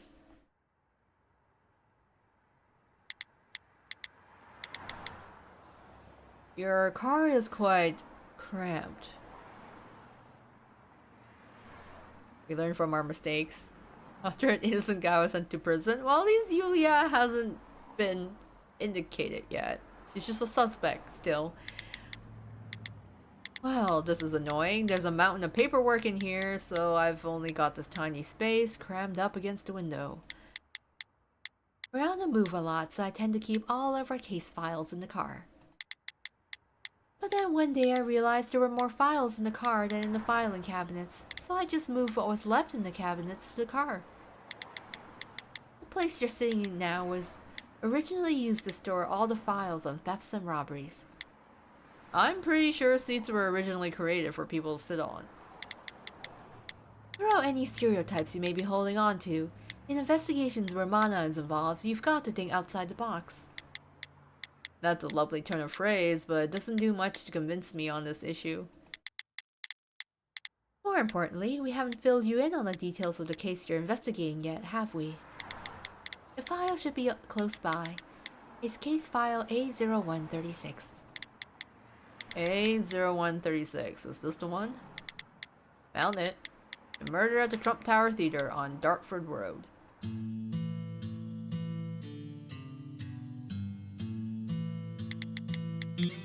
The body was found inside the theater in the office of the victim at 9 p.m. on the night of October the 29th. The first to discover the body was Julia Geller, an employee. Oh, now we got a better look at. I'm like, what's that thing on the left? Or what this thing is? I feel like that's gotta be involved, you know? That's square shaped. That looks so sus. I don't trust this thing. The victim's name was John Henry Houdin. He was a ringleader of the circus located at the Trump Tower and the owner of the small theater within said building. Close to Halloween. Very spooky murder. cause of death was due to a blow to the back of the head. The force of the single blow was enough to shatter his skull. Oh wow. Besides the victim, there were only 3 other people able to gain entry into his office at Trump Tower, the scene of the crime. The police named all 3 people as suspects before beginning their investigation. All the employees of Trump Tower are staffers, and they have been using their skills during their circus performances. Thanks to that, it didn't take long to figure out what those skills might be. There's the clown, Julia Geller, with her skill of telekinesis. Then comes the magician, Frederick Vernon, gifted with the skill of flames. Finally, we have the acrobat Oz Aston, with her skill with ice. Ice? Highly sus. Really wet floor. Did I not mention an ice block? I don't know if you're automatically really sus now. Or maybe they work together to melt the ice. As the first to discover the body, Julia Geller became the prime suspect, but it's difficult to pin the crime on her. That's because the murder weapon was never found. It's ice! It's gotta be ice! It melted! The murder weapon melted. No suspect was found leaving the scene of the crime, yet they weren't able to find anything resembling a murder weapon within the theater. On inspecting the body of the deceased, there's no question that the murder weapon was large and heavy. It would normally be impossible to hide such a weapon. It's a block of ice, yeah, it's gotta be a block of ice. It was then made clear that one of the staffers used a skill to carry out the murder. That's when the police classified this as a phenomena, and the case was handed over to the Mana Affairs Division. A disappearing murder weapon. Finding that may be the key to solving this case. If you're done reading up on everything, get ready to go. We're almost there.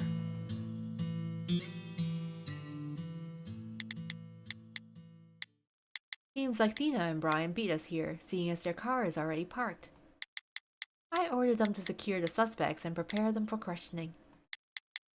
Note, you come with me to the scene of the crime. I need you to help me until those 2 get done with their job. Alright. It begins. My first investigation with the Mana Affairs Division. A phenomena. A seemingly impossible incident involving the supernatural. Yet there exist clear rules that these supernatural powers and events must follow. Everything is documented. I can't forget that.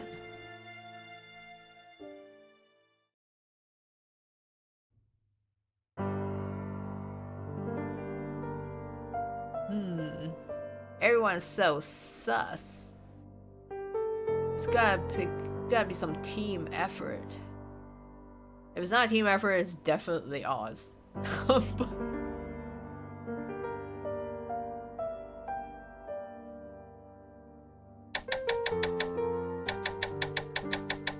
Case 1, backstage.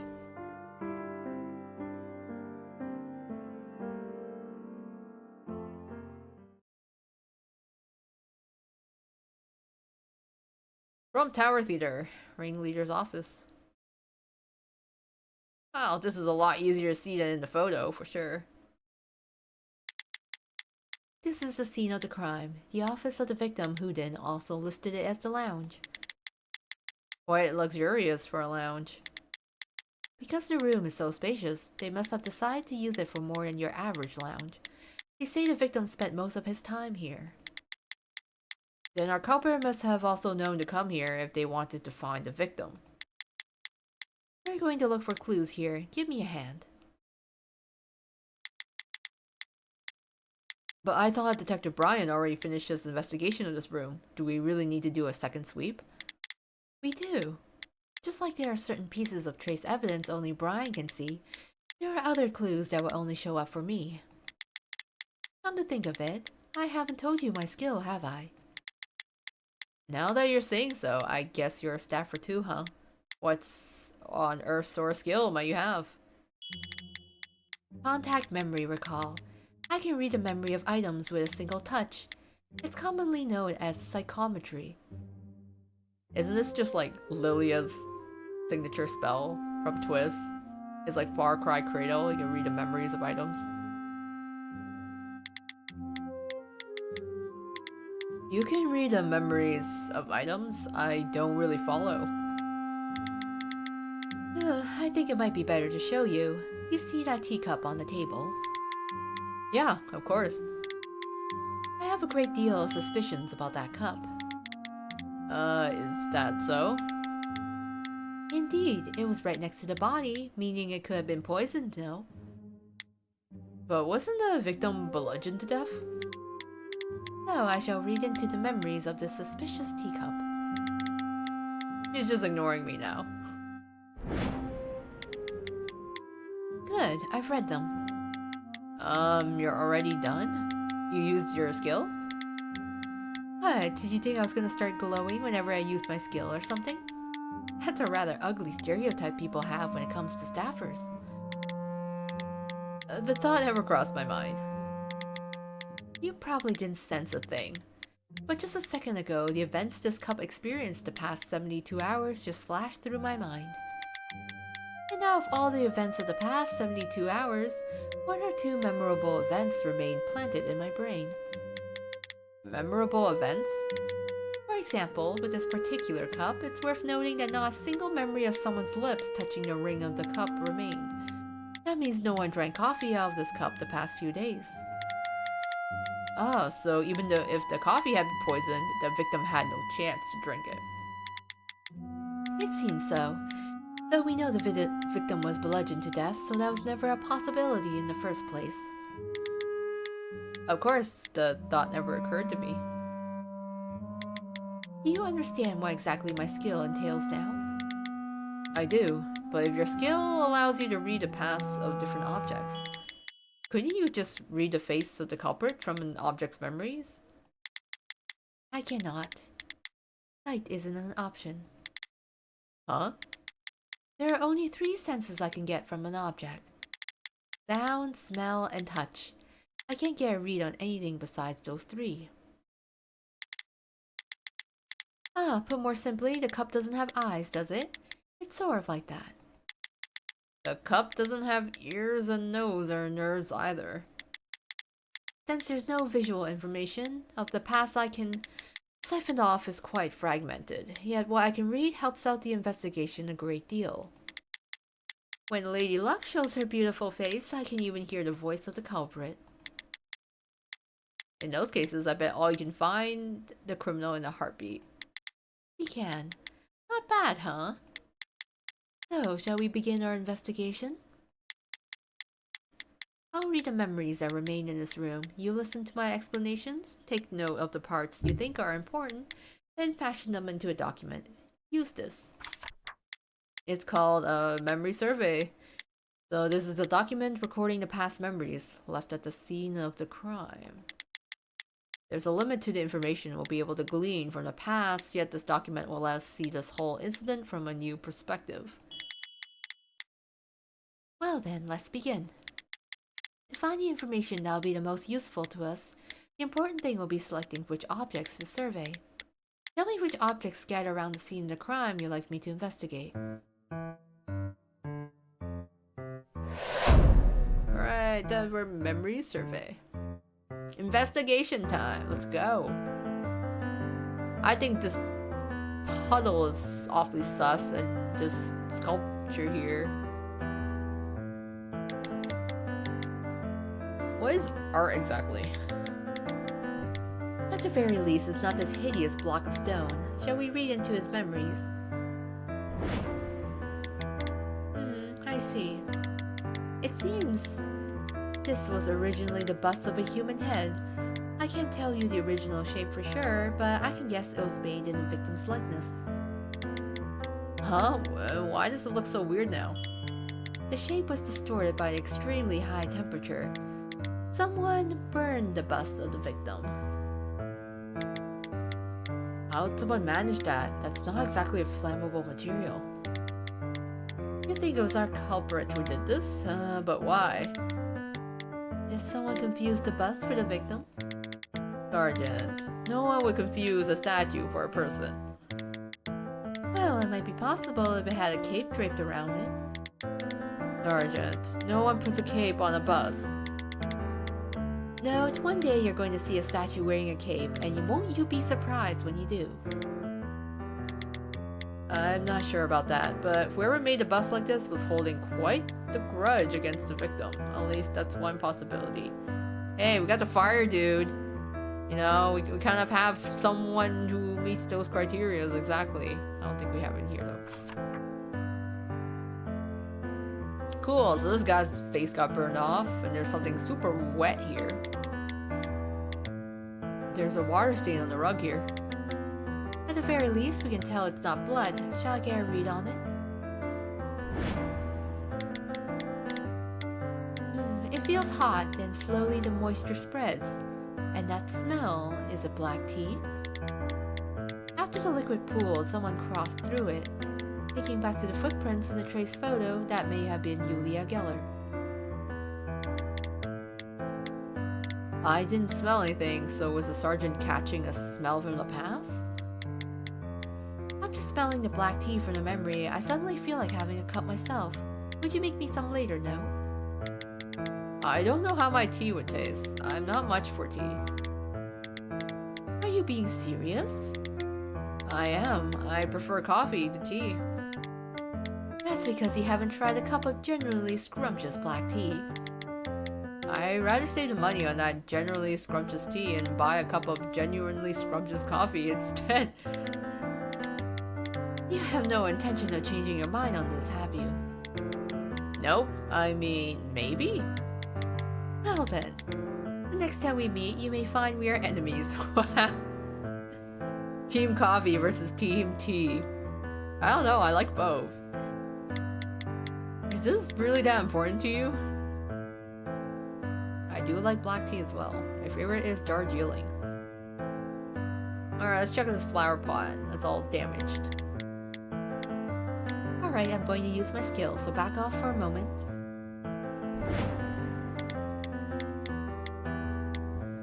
The flower pot on the table fell off due to intense tremor, which is how it seemed anyway, so there wasn't much point in reading that. So this fell off the table due to the impact caused by the culprit? At the very least, we can tell the flower didn't live on and keep moving. Was that too much? It felt wrong while I was saying it. No, you're actually right on the mark. A while back, we caught a staffer who was able to control plants. The staffer manipulated a growth of vines to strangle her victim. I can't even tell a silly joke in this city. Cool, so that fell off. That was a statue. We already read the memory of the teacup, I think. That puddle on the floor. Let's see the dartboard. The dartboard, probably not related to the crime, but shall we read into it? It's got darts stuck in it, however, they weren't thrown by any normal hand. It was something stronger, almost like they were shot out of a gun.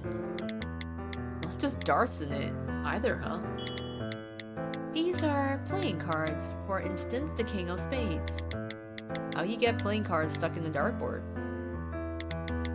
Well, magicians can throw cards like they're weapons. At least that's the image I'm getting. I'm not seeing that, so don't go framing it out quite yet.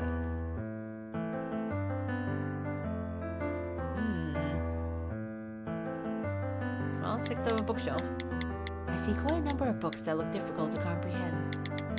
I bet there's a whole lot you need to know to run a theater. The victim sure was an outstanding person. You want me to read into it and see that's the truth? That's not right. What is it? I read into the memory of the bookshelf, but I can feel no changes. How far back into the memories can you go again? As for specific memories, I can only go back 3 days, but if I'm just skimming the surface, about a month. You must have been busy these days. There are quite a number of people who view books in terms of adding to the look of a room. There are much cheaper decorations. 1 second, there is one that's been moved recently. Oh, which book? Poker for Pushovers, intermediate level. Don't need to look into that one. Poker for Pushovers. Oh, Alright, we have 3 clues remaining. Oh, the chair, I guess. Yeah, we'll put a chair. That's the chair the victim was sitting in. I'll read into it. I hear a man snoring. It's quite loud. As the snoring continues, I feel a large impact. Then, the snoring stops. That's a memory from the time the victim was murdered. Seems that way, our murderer must have been aiming to take him out when he was sleeping. Oh well, that's quite pleasant. Will you tell me what time that memory is from? I cannot. I only know it happened roughly within the past 2 days. Surprisingly, these are quite inconvenient supernatural abilities. Watch your tongue. Sorry. They aren't supernatural abilities, they're skills. Terminology is important. Be careful you don't mess it up. Right. As for the time of the crime, Brian's trace photo will be much more helpful than whatever I can give you. Shall we ask him to look into it later on? 2 clues remain. What else have I not clicked on? It's not on the window here. Oh. Let's look into this feather. I hear the deaf cries of a bird as if it's being ripped apart. The sound as of a blade digging into flesh. This feather was dropped with a flap of its wings. Then this feather was dropped from a living bird? Since this is a theater used for a circus, I imagine it came from a pigeon used for the show. Speaking of which, a dead pigeon was found during the search for the murder weapon. This feather is probably from that pigeon. The feather probably stuck to the body of whoever killed that pigeon and fell off whenever said person visited the scene of the crime. At least that's a fair assumption. Do you think whoever killed that pigeon is our murderer? Probably. Having a live pigeon on your person could interfere with carrying out a crime.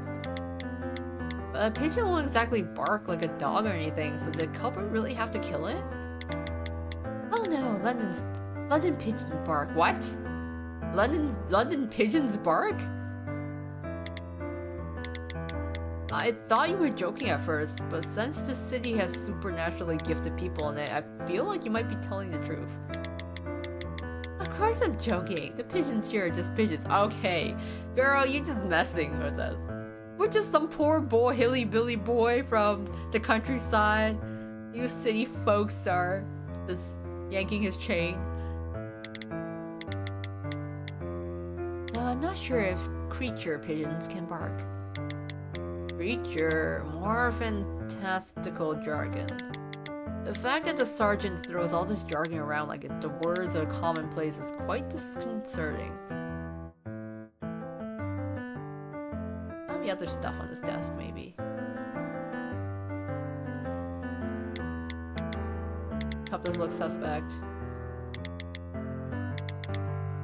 Alicia's lying when she said she was bringing him coffee the moment she discovered the body. The problem is the earlier 7:30 visit. Why did Geller visit the scene of the crime before bringing him coffee, and why hide the truth from us?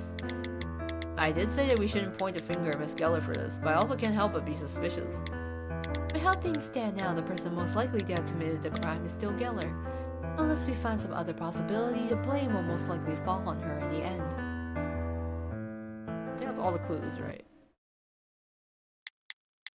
I think we've investigated everything worth looking into. You took proper record of everything. This is a top-notch memory survey. I think we found some oddities, but nothing with any clear connection to our case.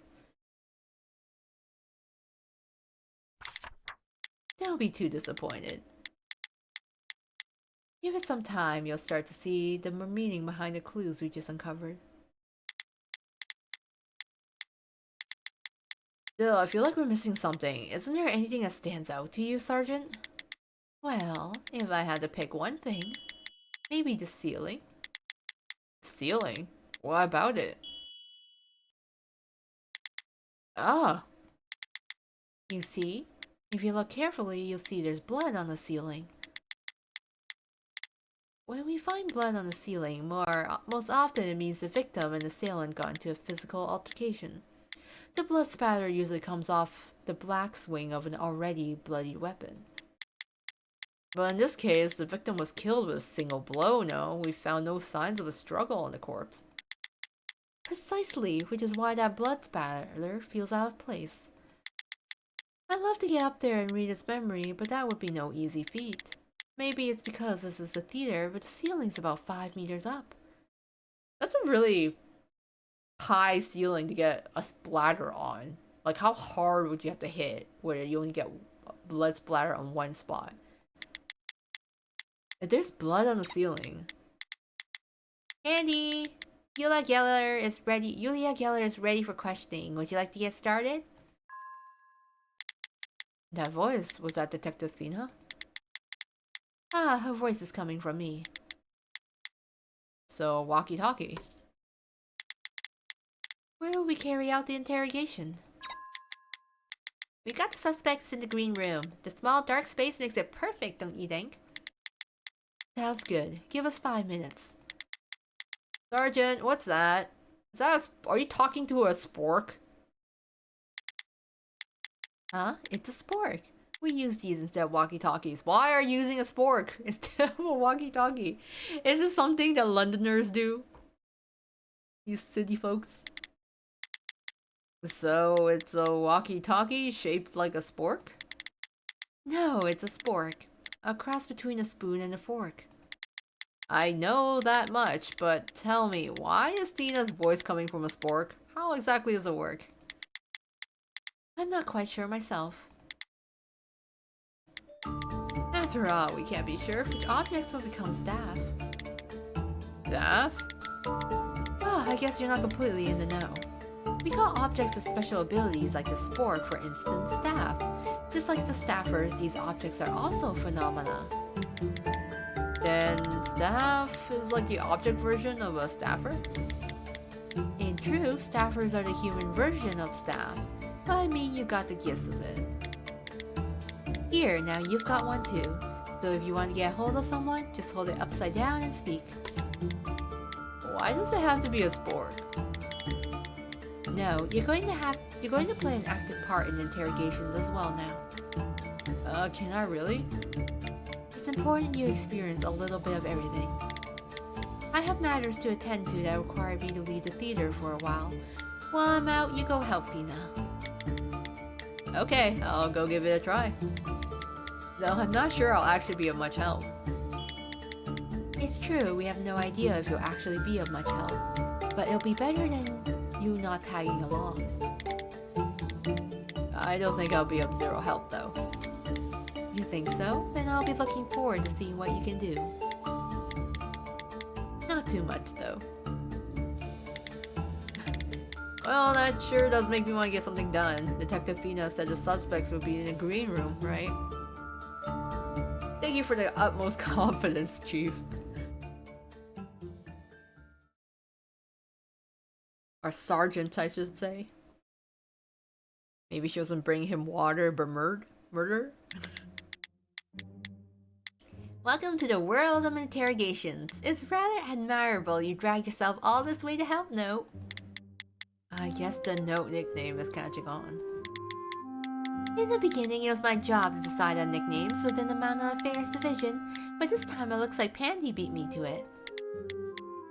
Speaking of whole Pandy thing, you're talking about Sergeant Pandoria Redfins, right? I'm not sure how appropriate it is to call a superior officer by a nickname. A nickname is part of one's identity. It's what you need to survive when you work in this field. What field is she working in where this is normal for her? Excuse me, how long am I going to have to wait? I'd like to get this over with. Oh, this woman, is she Yulia Geller? Yes, she is. Would you like to introduce yourself? Hello, miss. I'm Notre Case of the Mana Affairs Division.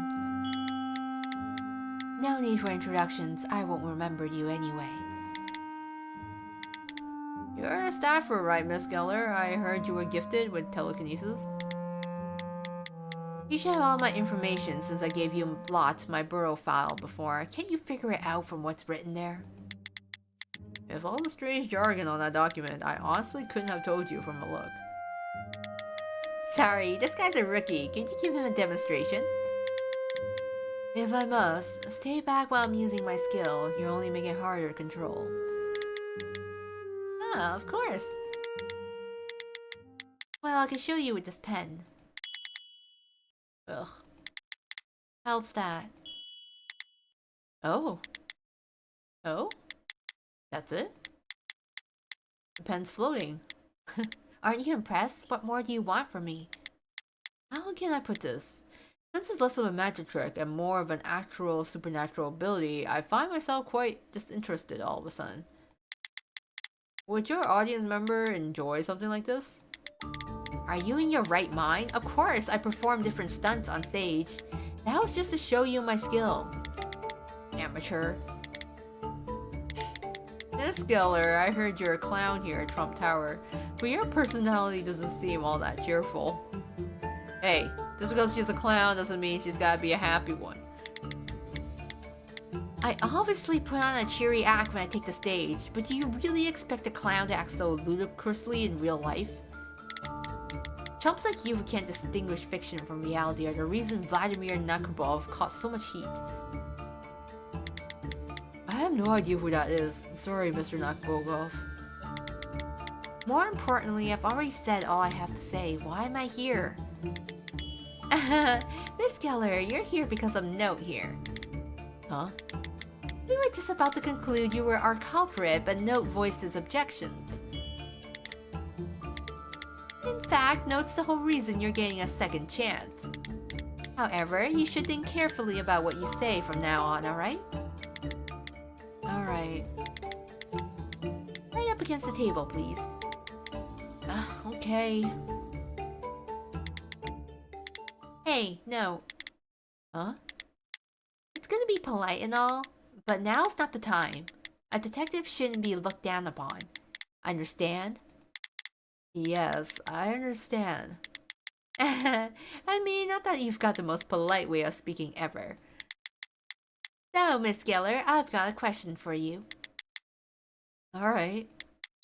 About the day in question, before you happened upon the body, did you see the victim at all? Since we already know everything, I think twice about lying. Yes, I did. The ringleader called me in at 7:30, so I went to see him. That lines up with the trace photo. You have a photo? No need to get into that. More importantly, we'd like to tell you to tell us what happened at 7:30. I'm sorry, I'd rather not talk about what happened then. Could you give me some time regarding that matter? Okay, then perhaps we should hear from someone else first. Okay, very well then. Wouldn't it have been better to pry a little further? We can pry later. If we push her too hard, I'll have a harder time detecting abnormal heartbeats. More important than that, no, you almost got us into a heap of trouble, you know. Huh?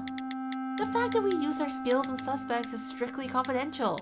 If they were aware of our skills, they could think of counters to them. Sorry, I didn't think about that. Seriously, I haven't figured out if you're a genius or a dunce. Watch your mouth, okay? If one of the suspects caught word. Excuse me. Well, that's what I said. Would you rather eat that if it tasted like ice cream, or ice cream if it tasted like that? If you're gonna change the subject, couldn't you pick a better topic? That's sort of gross. That's all I can think of in the heat of the moment. I have something to say. Before, I feel like I started out a bit harsh. With everything going on, I've been a bit touchy, and thank you for the second chance, Detective Notre Case. That's all I wanted to say. Wow, that's development, huh? She just thought it wouldn't be a bad idea getting in close with a detective. Still, she heard you. She even remembered your name, though. True. It's quite nice to hear honest gratitude. After all, we don't hear it often. Detective Brian?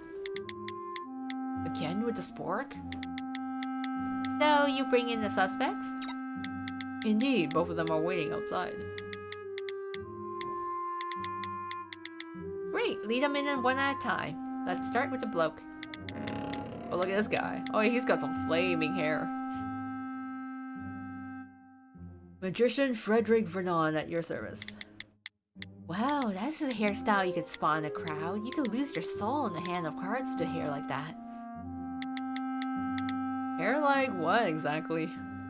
He's just on fire. He's just flaming. Note, have you not seen his burrow file? Here it is. Have a look. Oh, we can finally see it. Frederick Vernon's skill is radio ignition. So he's like pyro. Here, temperature of flames range from 600 to 2,800 degrees Celsius. Damn, you can melt a car. Ignition means you can light fires, right? And does this part mean it radiates outward from a central point? Simple enough. Seems like something you men would enjoy.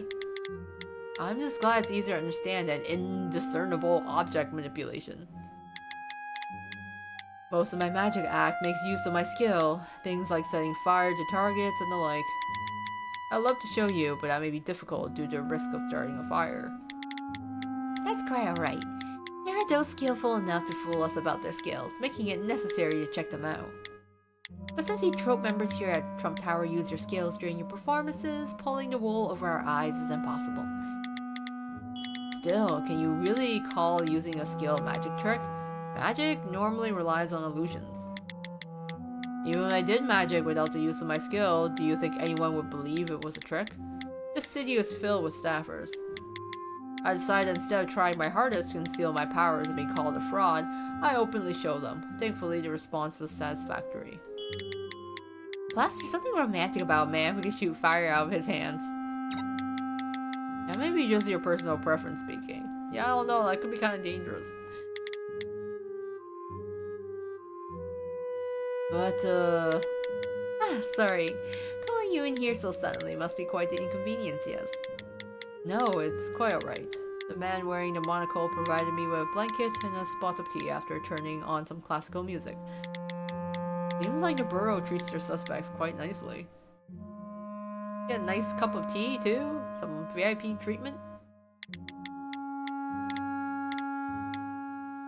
It's the man wearing the monocle who goes to strange lengths. More importantly, I'd like to move on to discussing the case. That's why you called for me, is it not? Ah, should we? Then please, scoot in close to the table. Well then, can you tell me about the last time you saw the deceased? If you like. This Mr. Vernon, he doesn't seem as hot as his hairstyle makes him out to be.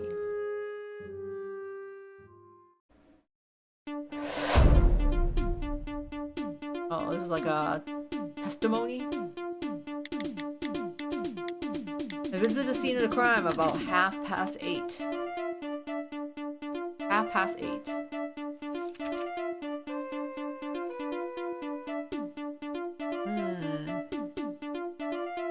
8:30. It was this square-shaped impression. It was due to personal matters I had to discuss with the victim. I knocked on the door for almost 5 minutes, but there was no response. I couldn't hear the slightest bit of movement from inside. So I just went back to what I was doing. I didn't go inside. I couldn't have killed him. Besides, there were no hard feelings between him and I. Are you sure about that? That's all I know.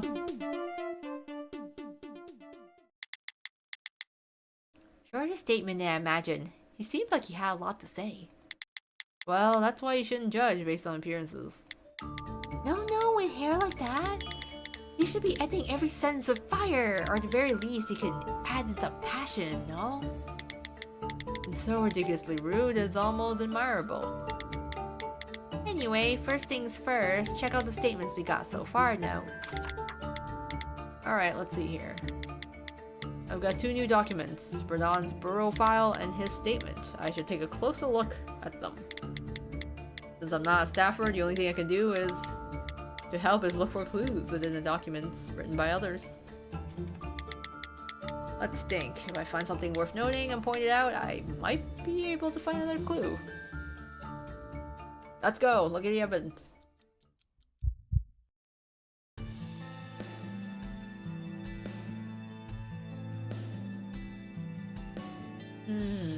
Particular hairstyle. So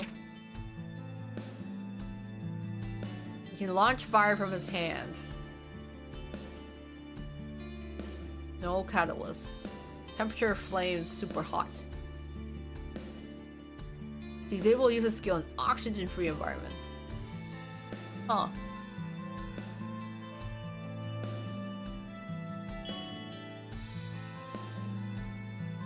Okay, let's see. Witness statement. Visit the scene of crime about 8:30. Personal matters, knocking on the door. I couldn't have killed him. Besides, there's no hard feelings between him and I. Really now. That's kind of sus. Especially, you know, when you kind of burn that statue. This grotesque statue.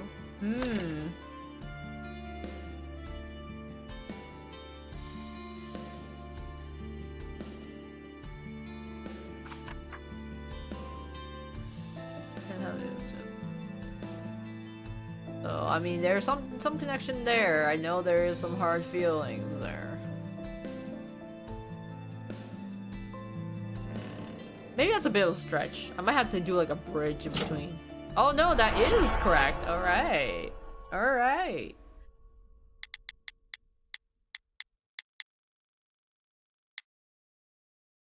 Detective Athena, did you happen to see the odd decoration adorning the scene of the crime? I think I saw it. Are you talking about that work of art only the people that know can appreciate? Work of art? Was there such a work? You don't know? It's displayed right next to the bookshelf. Of course Mr. Vernon doesn't know. It's no simple work of art after all. It was a bust modeled after the victim. Really? Then why does it look like it was swallowed up by the abyss?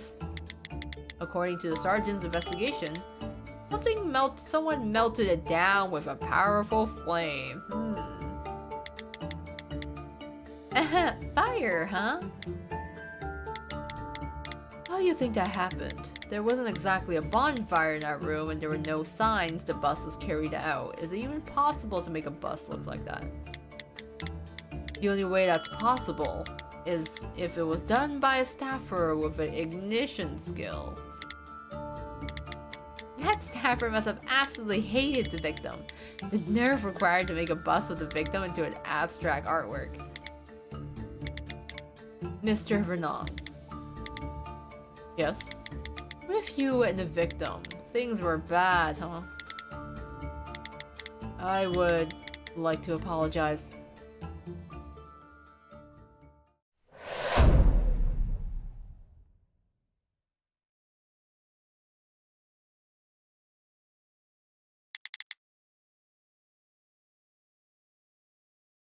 Why lie? I'm sorry, I figured that if you found out I got into a scuffle with the ringleader, you might turn your suspicions toward me. I thought about being honest with you, but you're all part of the borough, right? Why does that matter?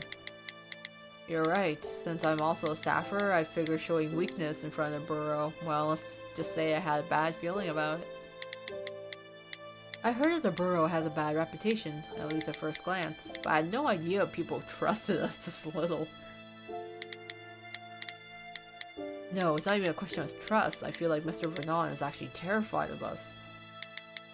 I'm not completely unaware of what you may be feeling, but making false statements will only hurt you in the end. I'm going to write up a new statement. Will you be honest this time? I will.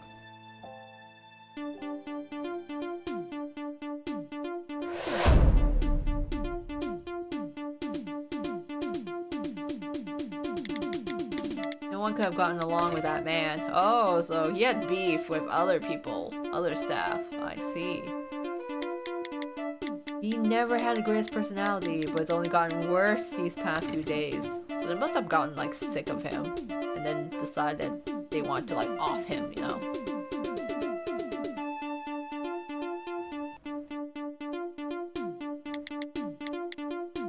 I'm aware that he's amassed quite the gambling debt, so I wager that's probably the reason. He was crossing the line with how much slander he threw our way, and Geller got the lion's share. The only thing he could do was jump high, so he asked a whole lot from the rest of us. We ended up getting into a yelling match 2 days before the incident. Nothing good was said, so I kept it a secret from the others. That's when I got angry and burned the sculpture. Even now, I think I went too far. That's why I went to apologize to him the day of the incident. Is this all I'll get out of him?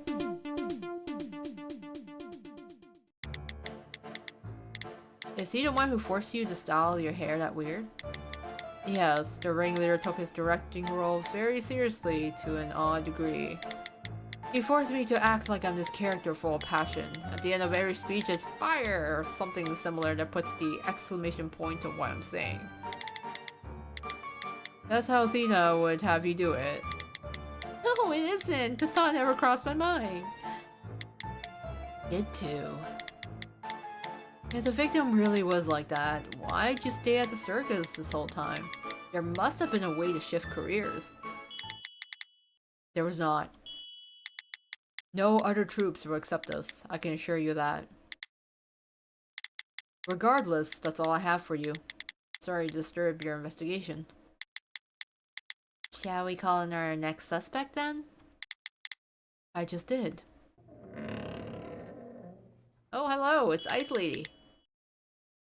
Careful. I know. She's just holding a popsicle casually in her hand there. Really gripping that popsicle real hard. So this must be Miss Oz Aston?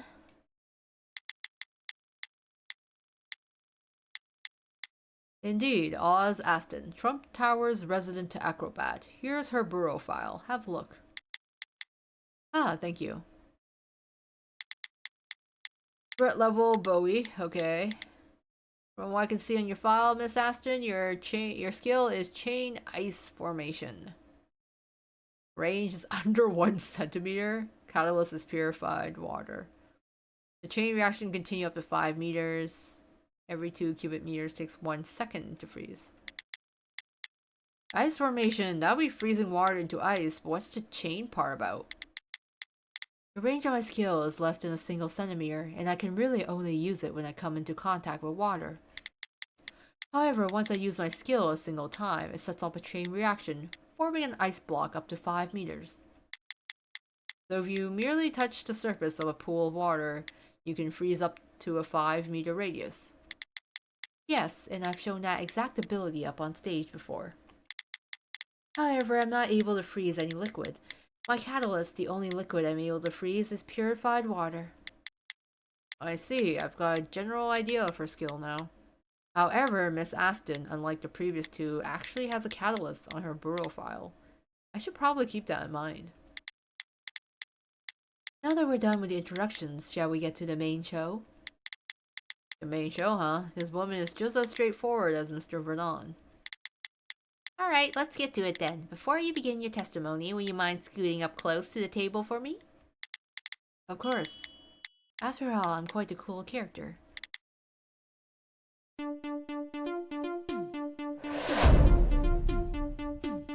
Alright, down to review. So she went to his office only once. That time was maybe 8 in the evening. What was going on at 8 in the evening? That was before the... okay. Before the impression of the square shape. However, I didn't step inside. When I stopped by, the ringleader was sleeping. I was worried he'd get angry if I woke him, so I returned to our green room. A time after, I heard Yulia screams. I sprinted to the office where her screams were coming from to find his corpse.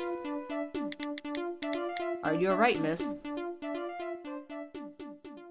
I think she's having a lamenti bee. She's kind of having a meltdown here. Whatever could you mean? When you recalled the incident in question, it looked like you were trembling. I believe you're mistaken. Such affairs hardly affect me. Few people would use such affairs to describe a murder. Oz Ashton, you seem to be a rather unique individual. You haven't touched that ice lolly you were holding, so why carry it around with you?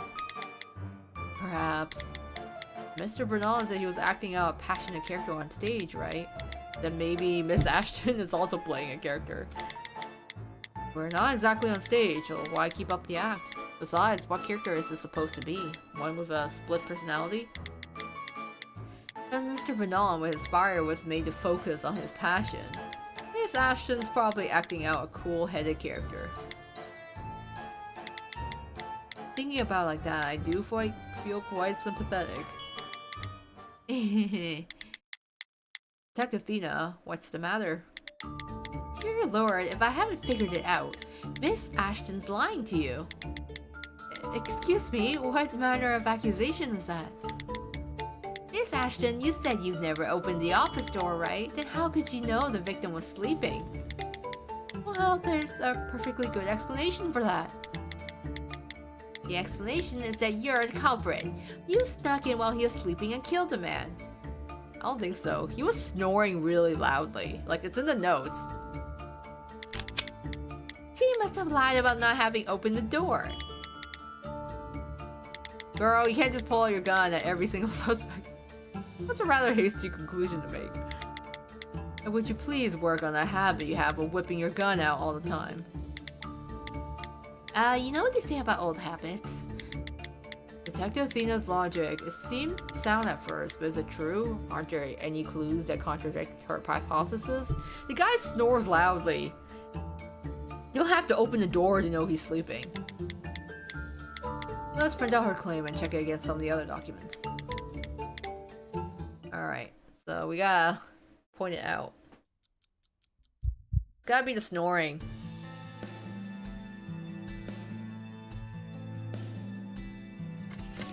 You must have lied about not having a door.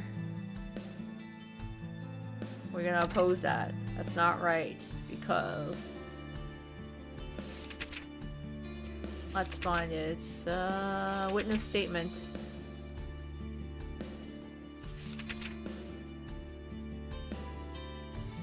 Yelling, match, blah blah blah, quitting gambling. No, it's gotta be someone else. Ringleader was sleeping.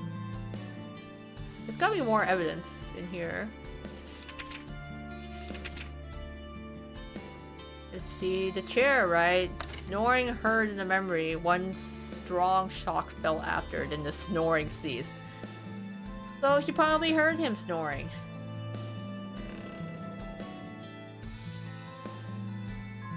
What? That's not the right answer?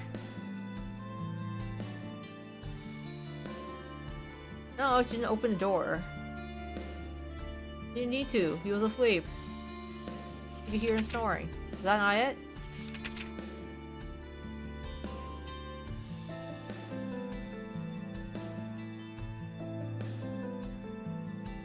When I stopped by, the ringleader was sleeping. I worried he'd get angry if I woke him, so I returned to our room.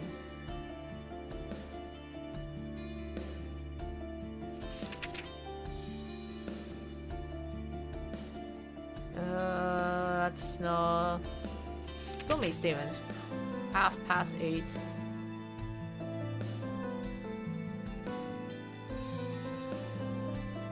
Like, when did she visit him?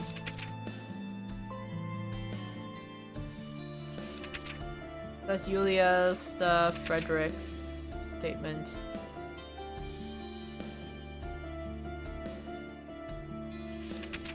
So there's like two of Frederick's statements. Oh, relation to the victim. Went to his office only once, 8 in the evening, didn't step inside, ringleader was sleeping.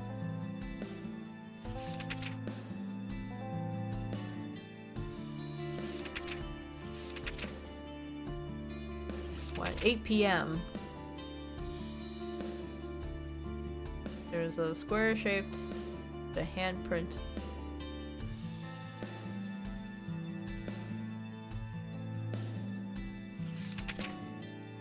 What? It's not the chair. He was sleeping. He was snoring.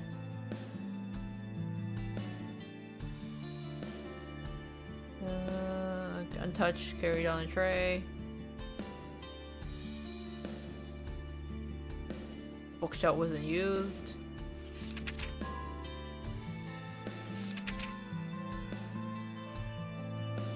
Where you get angry, I woke him to return to after I heard Yulia's appearance. Sprint to the office.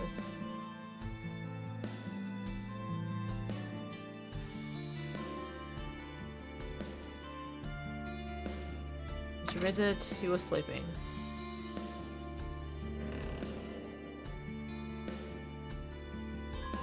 No? Okay. Not that combination.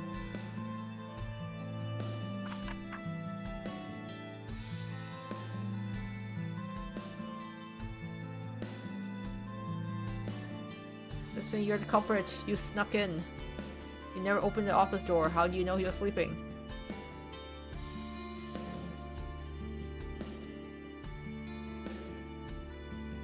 Into his office only once. It was 8 in the evening. But you didn't step inside.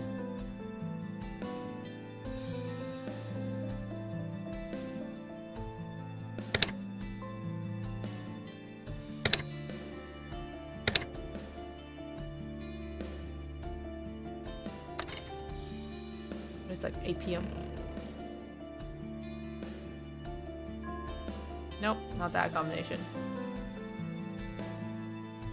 He did not step inside. He didn't open the door.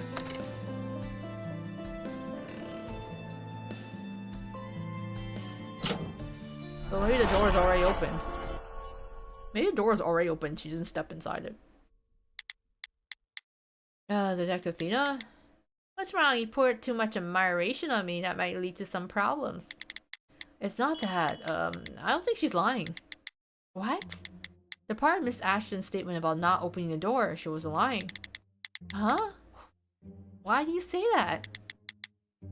Please have a look at the witness statement we just wrote out. When she said she didn't open the door, you didn't detect any sort of abnormal heartbeat.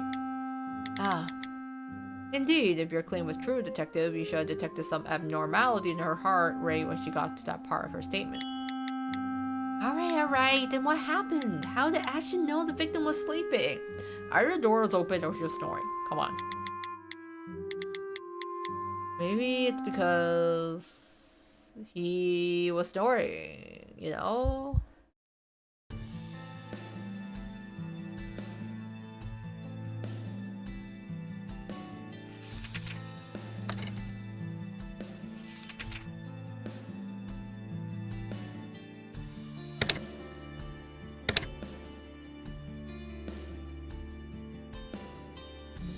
Sleeping victim, chair.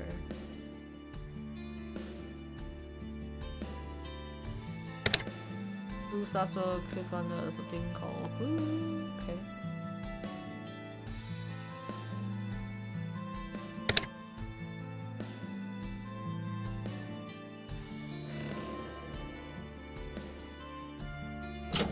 There we go. Oh my god. I knew he was snoring. I was just one step ahead. Of course, the sound. What sound? His snoring. Right when I was about to open the door, I heard the ringleader snores. His snoring was a thing to behold. So you heard the victim snores and knew he was asleep? You really expect us to believe that? It's true. Why are you doing this? Why only prove my claims wrong? Because they are. Why am I supposed to say that? When the sergeant read the memory of the chair at the scene of the crime, she said she heard snoring. The snoring only stopped after there was a dull thud. The victim was snoring right up to the moment he was killed. Yeah, I can see no logic that leads to any sort of falsehood in her statement. Congratulations, Note. You passed the last test. That was no test. Can we just say it was? It's like, nice try, Athena.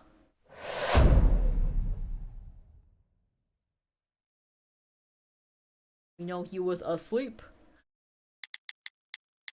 So is my name cleared for this now?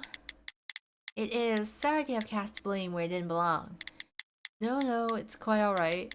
As I said, I'm a cool-headed person, so it's natural for me to raise suspicion. Who's going to tell her? I should. Miss Oz, Ashton, you don't look the least bit cool with what's going on. Instead of cool, I'd go with someone suffering from a mental breakdown. Just the overall concept of carrying around an ice lolly to look cool, it's so one-dimensional it actually comes off as sort of cute, no? Aw, how cute you. You're just acting cool because that's the character you play on stage, huh?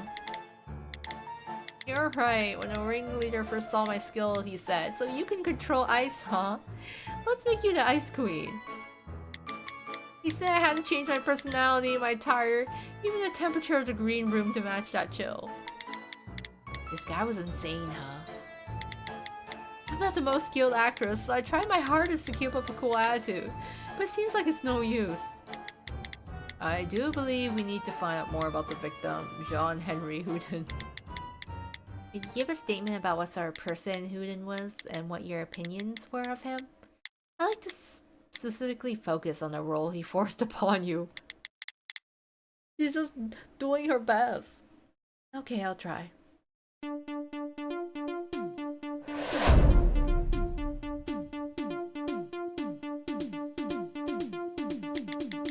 Honestly, it was Yulia who suffered the most, but that's not to say she did anything to deserve that.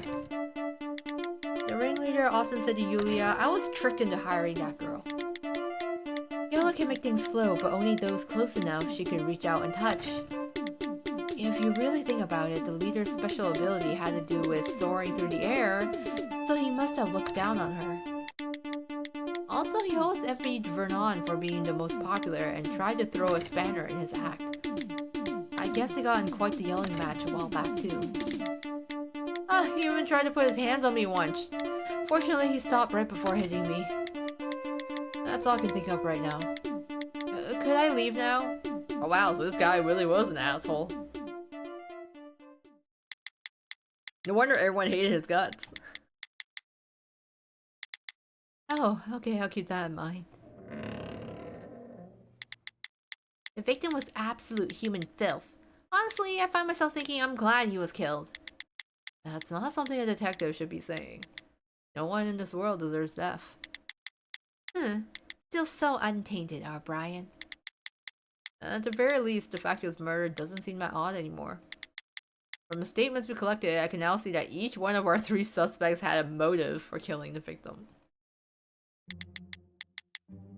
Is there a single person in this world who deserves death? That's an interesting topic, but nothing we should be fretting about now. There's not a single person in this world who can truly hide a murder. That's the only important topics for the like of us. Sergeant, all finished with the business you had to attend to? That I am. Here, a present. Oh, wow. Collateral. What's this? The victim's bureau file I found at the nearest gambling den. He must have had urgent business to attend to. He left his bureau file as collateral, and if the bureau had found out about that, he'd had quite a quick date with Charon for a ride.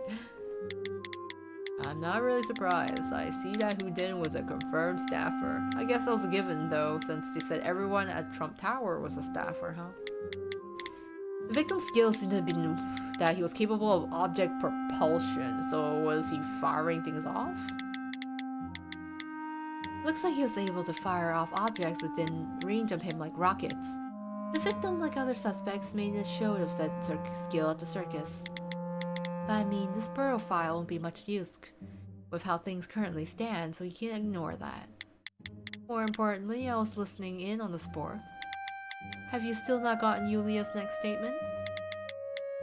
We asked her about the visit at 7:30, but she said she wanted to make a statement about that later on. Strange.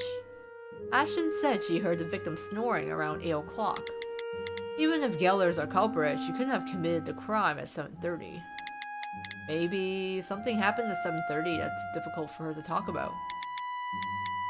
Sounds like you might know something. That's right. Miss Ashton's statement just a moment ago gave me a thought.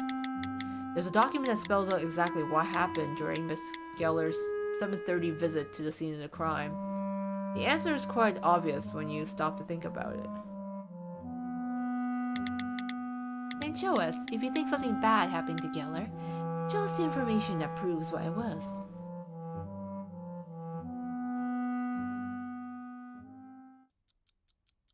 Alright, time to find the document.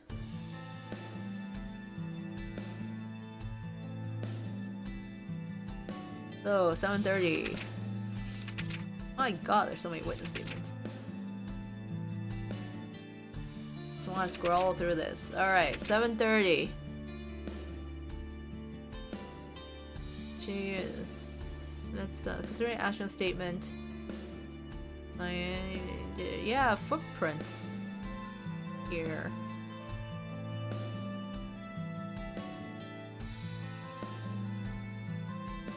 Considering Ashton's statement. Geller makes things flow, but only close enough and out of her reach.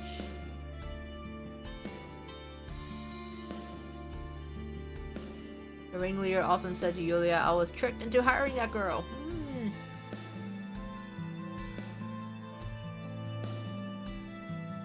So maybe there's something with her contract or something like that.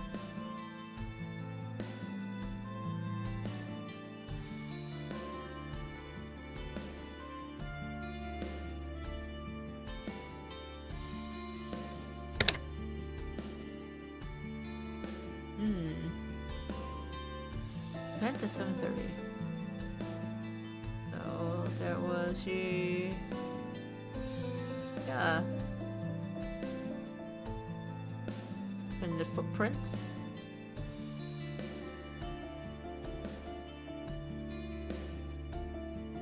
Views from the victim.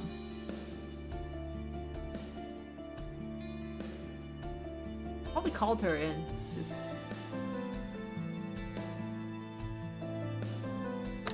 Maybe something bad happened. Maybe try to put a hand on her.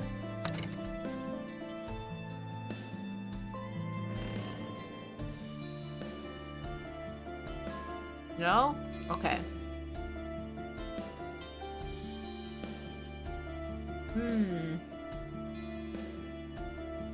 Well, 7:30, there was a strong impact.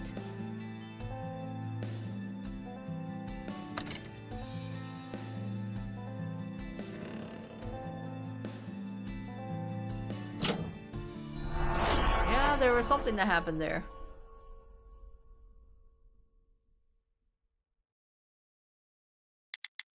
Miss Ashton said the victim once almost struck her, correct? That's right. Thankfully, he pulled back, so it remained that he almost struck her. About that, you think it was really almost? Excuse me? If you take a look at the victim's hand in the trace photo, you can clearly see signs of an impact. Now that you mention it, I did notice that. I thought it was strange back then, so I made a note of it. What was it from exactly? A sign of struggle? It's probably from him hitting, like, Yulia. No, we've confirmed that the victim was alive until 8 o'clock. The blow was struck before then. Well then, where did the trace come from? The trauma to his palm may have come from he slapped someone, don't you think? People don't normally just slap an assailant when they're being attacked. There's a good chance this is evidence of a unreciprocated blow. No way! Ashton said it herself. He never actually hit her. I didn't detect an abnormal heartbeat during that part of the statement. That may be true. Miss Ashton was never struck by a victim. But how about the other troop members? The blow was struck at 7:35. At that time, there had to be someone else at the scene of the crime. Ah, you don't say. It was none other than the clan of Trump Tower, Yulia Geller. So when Yulia Geller met the victim at 7:30, the victim assaulted her. You think that's the part she didn't want to discuss? If you're a suspect in a murder case, you certainly want to hide the truth regarding your conflict with the victim. Also, some people hide the fact that they've been victims of crimes due to self-esteem issues. Reasons aside, no, since you found out the truth, Geller now has a reason to withhold her statement. Oh, she has no reason. Call in Yulia Geller. gonna ask. Did you get hit? What's the matter? Miss Geller, let me be straightforward with you so we don't end up tiring each other out. You entered the scene of the crime at 7:30. Did the victim then assault you? How'd you find out about that? We have our ways. Does that mean you're admitting the assault took place? No, we did get into a heated discussion, but the ringleader didn't lay a hand on me. It'd be wise for you to tell us the truth. I just told you the truth, he didn't. What might I have done for him to want to hit me?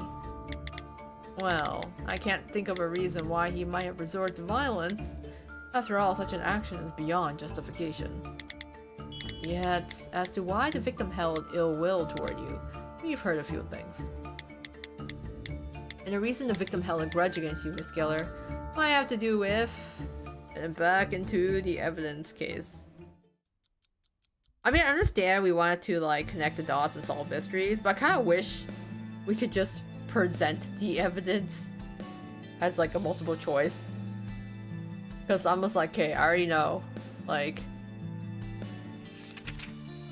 It's this. No! It's like I was tricked. What do you mean it wasn't that? He disliked it because he thought he was tricked into hiring her. Or you look down on her.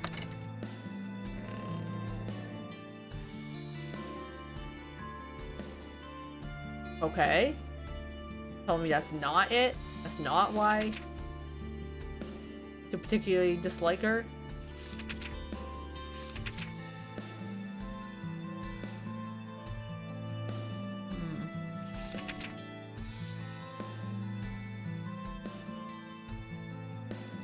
Gambling debt.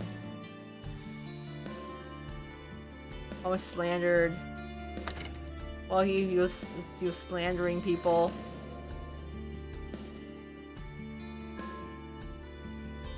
There's okay. Yeah, clearly he was just abusive and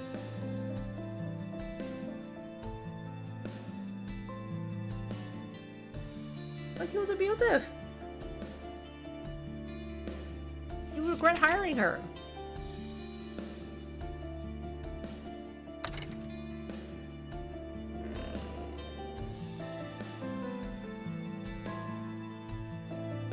Okay, you're telling you which...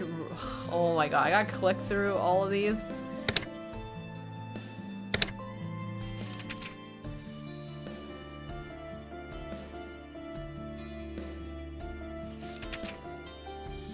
Temperature, pigeon, territory. I'm like...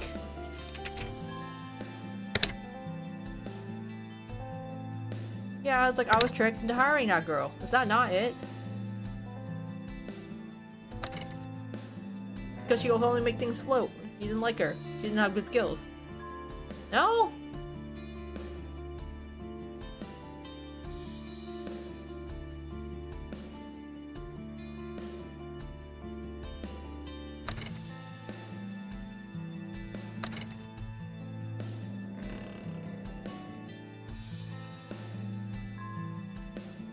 Okay, it has to be one of these. Like, come on.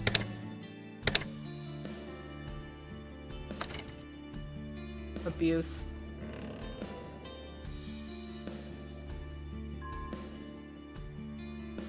Okay.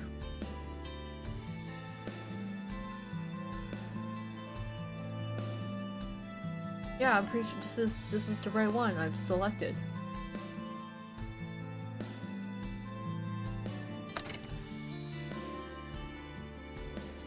It's like I was tricked into hiring that girl. It's not it? I'm just gonna click on every single one because I know it's gotta be one of these statements.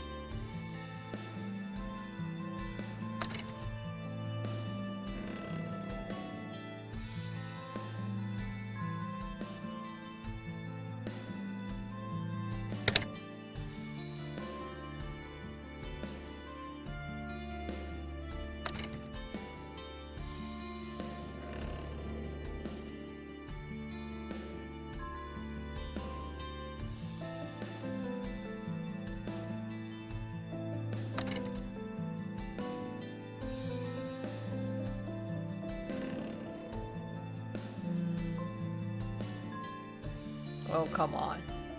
I've gone through almost every single one.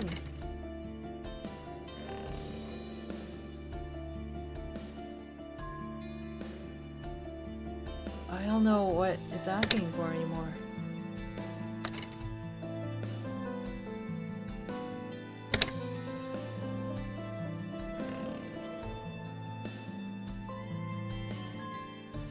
I've like tried every combination. I don't know what you want from me. Yeah, it's just one.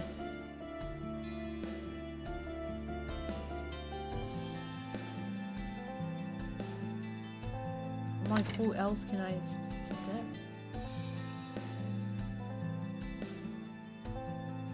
Do I just select the entire witness? Yeah, I don't know, man. That doesn't feel right.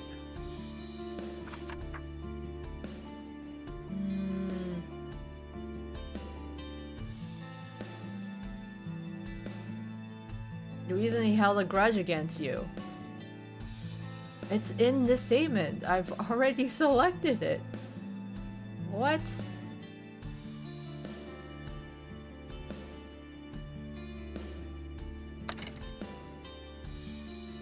Oh, is it because I'm selecting the heartbeat and not the actual thing? Oh my god.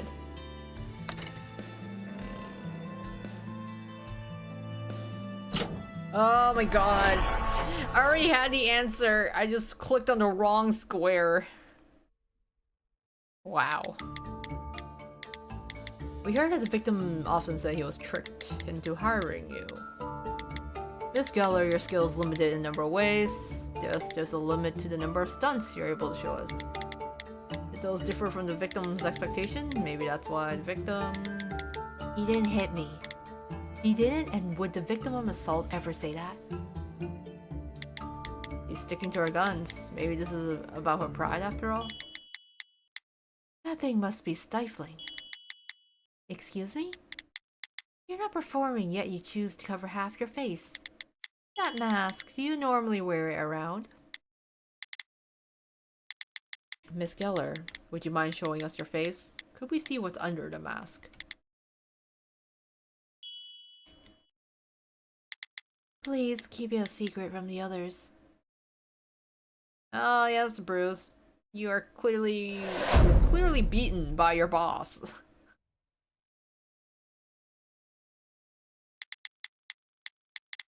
Did the victim give you that bruise?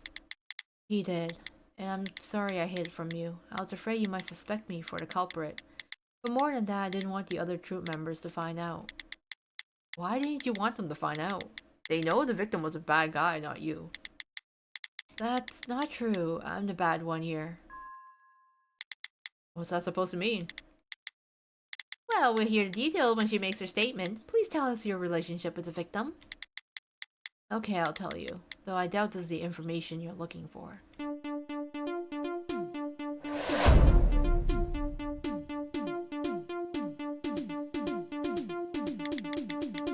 At first I was making ends meet by holding street performances. That's why I familiarized myself with the stunts I perform on stage these days. Then one day the ringleader just happened to see those stunts and he asked me to come perform at Trump Tower. It was later when I learned that the ringleader was looking for a new troop member with telekinesis and mistakenly assumed I used telekinesis to pull off my stunts. It was because of him that I found my way into the circus, but I was unable to manipulate far away objects like he was hoping. I tried to hide that fact from him at first, but he ended up finding me out. It was natural for the ringleader to have a certain level of detest toward me. I don't blame him for hitting me. Well, that statement came out completely different than how I was expecting it to. I just feel bad. First things first, when you say stunts you perform on stage, what sort of stunts exactly? They call me a jumping gesture, but it's hard to put what I do into words exactly. You're talking about this? I picked it up at the entrance to the theater, a poster for Trump Tower. So the floating clown up here is you, Miss Geller? It is. I jump as high as I can into the air and then use my skill to stop in midair. As I repeat the jump and hover, I can climb higher and higher. Once I'm up there, I put on a show like I'm about to plummet to the ground. It's all about eliciting the best reaction from the audience. It definitely sounds quite complicated. I better take this poster with me to keep it all fresh in my mind.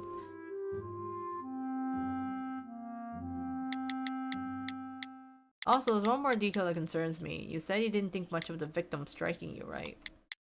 It's not I didn't think much of it, but I can understand why he did it.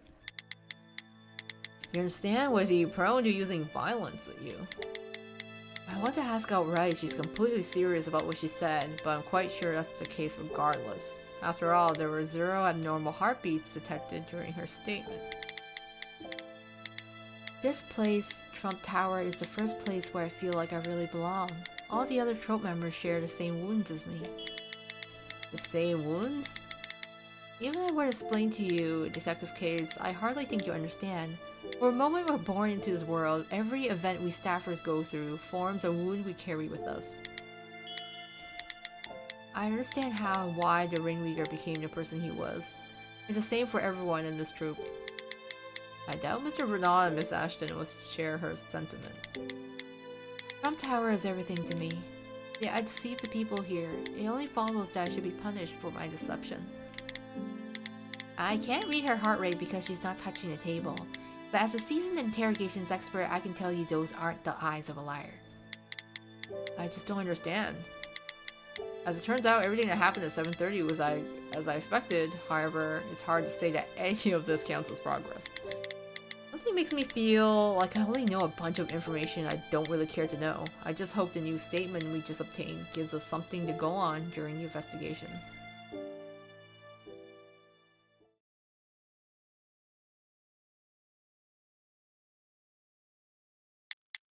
I think we've heard all we're going to from our suspects.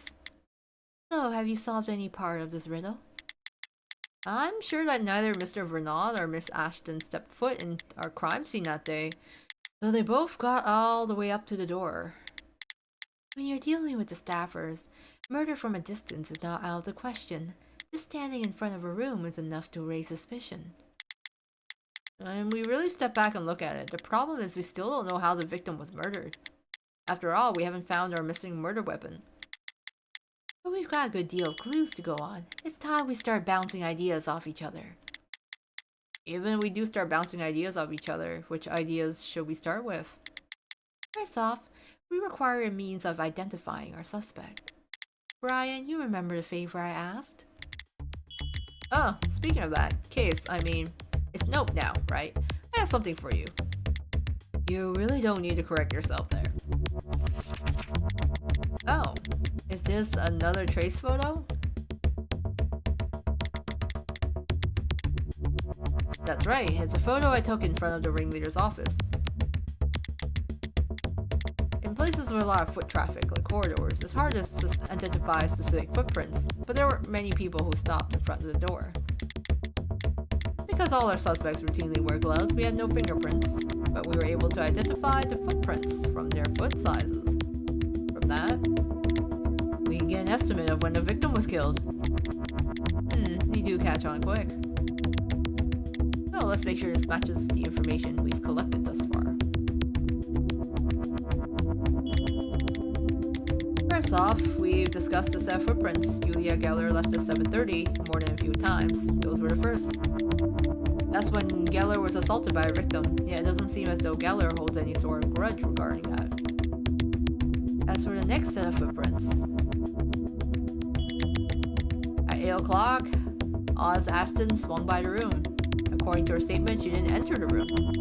However, she did say he heard him snoring. We were able to prove that statement true through Detective Dina's skill, showing that the victim was alive up to that point. Miss Aston was the last person to witness any sign that the victim was still alive. Frederick Vernon visited the room at 8:45. He testified that he came at 8:30, but it seems like he was off by 15 minutes. Vernon said he knocked, but there's no response, thus we cannot confirm or deny whether our victim was still amongst the living at the time. The last set of footprints were made at 9 o'clock. These were made when Julia Geller came upon the body of the victim. After that, Ashton and Vernon reached the scene of the crime, but I decided not to mark the prints since they aren't pertinent to the case. And there's one other piece of trace evidence that stood out. So I marked on the photo, but it doesn't matter for a later time. Whatever the square-shaped thing is. When we put all the information together, we can estimate the time of death for the victim. Somewhere between Alice Aston's visit at 8 o'clock to when the body was discovered at 9 o'clock. Somewhere in that 1 hour window, the victim was murdered.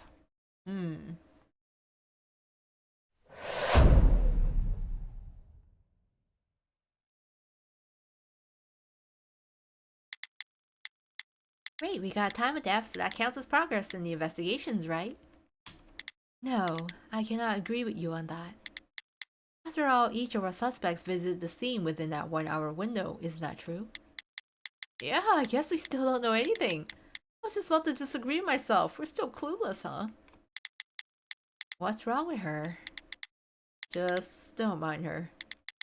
I see. Well, the last person to confirm a suspect was alive is Miss Ashton. The first to confirm his death is Miss Geller, and Mr. Vernon dropped by in the time between. The fact that all three suspects can still be suspected of the crime means nothing has changed. How unfortunate. If we could narrow down the window of time, we might be able to narrow down our list of suspects. What if the victim was already dead when Vernon visited the scene of the crime? What if we had some way of proving that? If we were truly able to do that, we could clear Geller's subsequent visit and all suspicions it was her. Yet it's not by wishful thinking. Is it though? Note, what do you think? Huh? Me? What I think is nothing I can raise an eyebrow at. Is there any clues we collected so far that could lend truth to her suspicion? If we consider how Miss Aston was able to confirm the victim was alive, maybe we can make use of the opposite. So he was snoring. And then... Red Fence has a good chance the victim was already dead by the time Vernon got to the scene. When I think about the method Ashton used to confirm the victim was still alive, I should have a clue that indicates that the victim was in fact dead. So...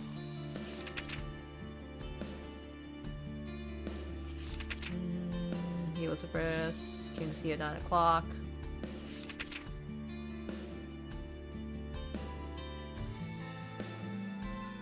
Okay, that's the statement. Vernon visited the scene of the crime about 8:30. Due to personal matters, I knocked on the door for almost 5 minutes, but there's no response. I couldn't hear the slightest movement, so I went back to what I was doing and didn't go inside.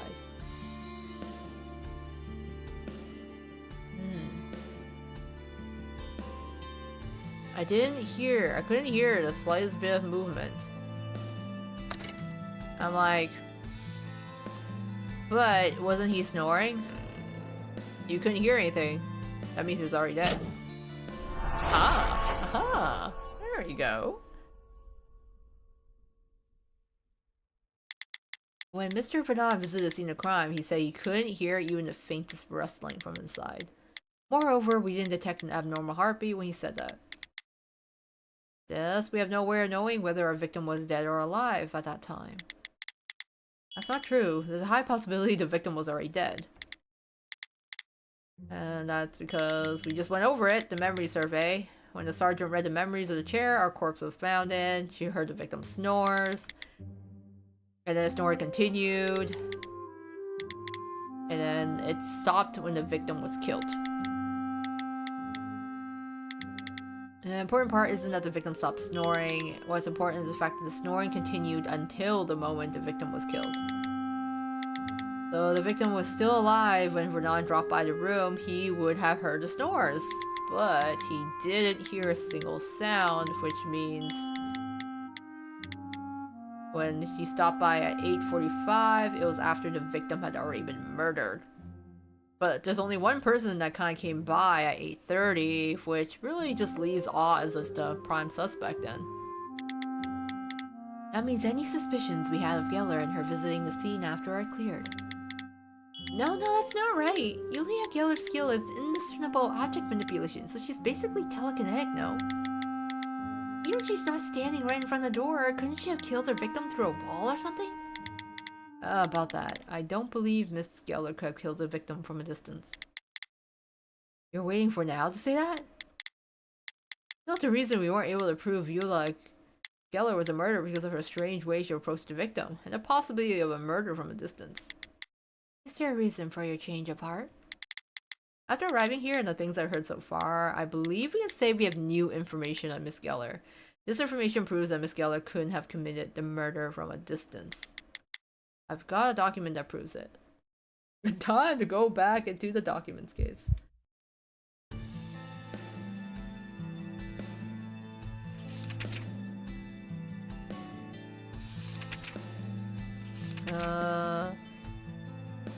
That day, Ring happened to see. It was later I learned that Ringler was looking for telekinesis. It was because he hadn't found a way, but I was unable to manipulate far away objects.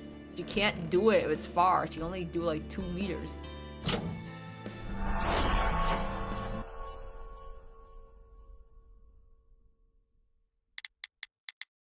Ashton's testimony? Miss Ashton spoke of something regarding Miss Geller briefly during her second testimony that piqued my interest. Right, I remember Ashton saying the victim tormented Geller the most, yes? Correct. The reason for that being Geller's skill. Geller is able to make objects float, but she can't use that power however she'd like. Even if this was a simple case of telekinesis, it would take great powers of manipulation to kill someone through a wall. But with Miss Geller only able to float some objects, do you really think she'd be able to kill from afar? Is there a chance that Ashton is wrong about all that? It seems as though these people all use their skills during their performances, so unless they're hiding what they could do on purpose, the possibility she got the wrong idea is quite low. It turns out that Geller would have needed to get quite close to the victim to commit the murder, so we're right back to our original hypothesis. Yet the conclusion this leads us to is the exact opposite. As long as it stands that Miss Geller didn't enter the scene of the crime during the window of time we've confirmed the victim died, Yulia Geller had no means of carrying out the murder. It's gotta be Oz. Come on.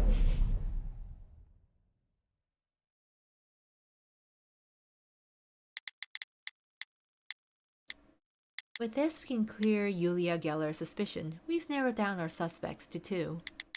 But in the end, until we find out how the victim was murdered, it's going to be impossible to identify our murderer. We still haven't figured out anything about our murder weapon either. We still know nothing about the most important details of this case. If I may, though I can't say anything for certain, I have a thought about our murder weapon. Maybe our murder weapon wasn't hidden. Do you think it might have actually vanished? Vanished?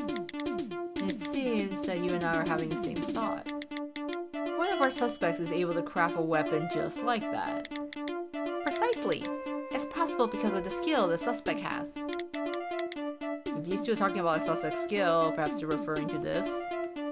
Oh my god, just let me be able to pick the evidence from the window and...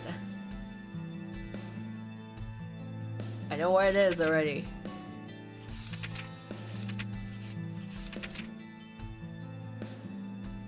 I need her other statement.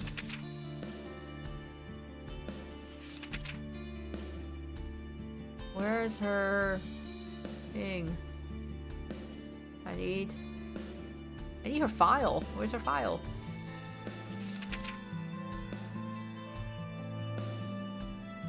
I need her ice power skill. There, okay.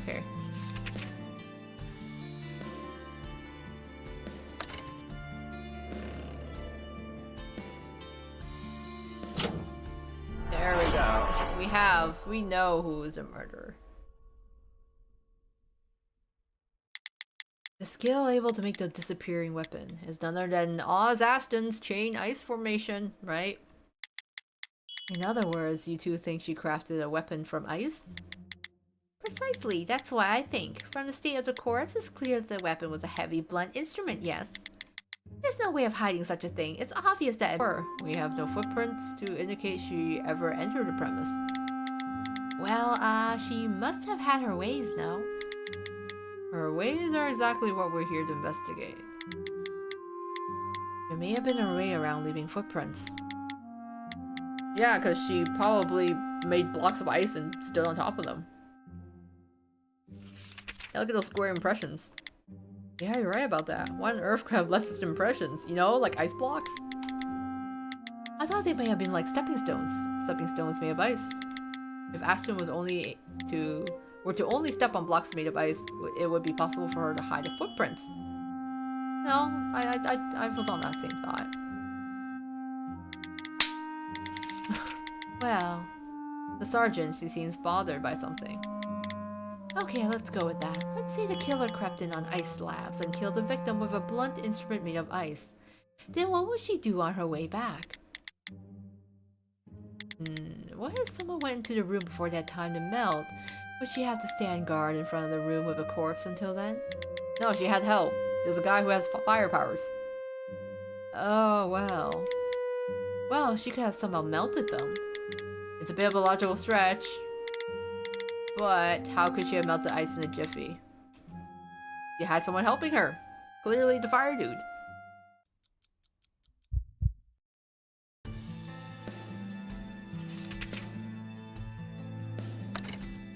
Here. He's got fire skills. It's this guy. He can melt it.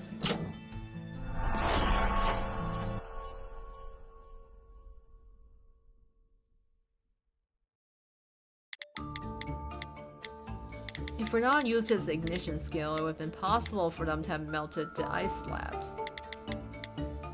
Indeed, that's the ticket. Aston and Renan are accomplices in this crime. No, give me some skin! I'll take a rain check. I'll write you in for 8 o'clock tonight then. No, you're not actually entertaining their idea, are you? Don't you think it fits? The water on the floor? No? Then it must have melted the ice. Are there really no holes in Detective Thena and Detective Brian's reasoning? I should have one more look at the clues I've gathered. There might be something I'm missing somewhere. Was the puddle on the carpet really made when blocks of ice made by Miss Aston melted? I clearly remember Aston's skill having an important difference when compared to the other suspects. She needs a catalyst. She needs like a very specific type of water.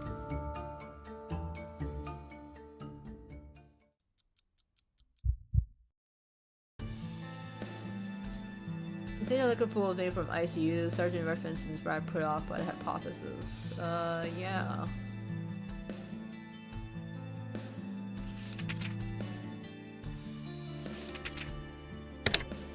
Because she needs purified water.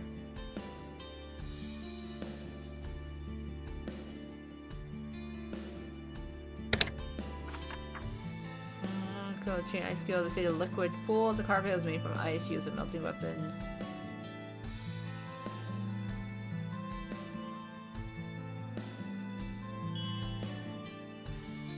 Yeah.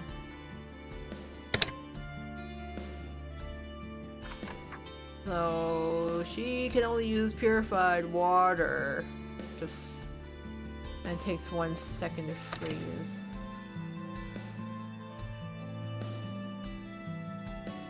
It's way quicker than a freezer. Huh.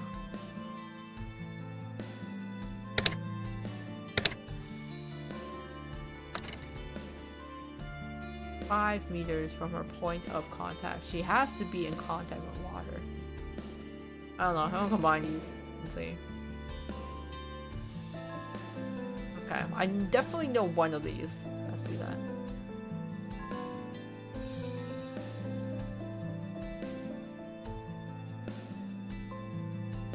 Definitely skill and a purified water.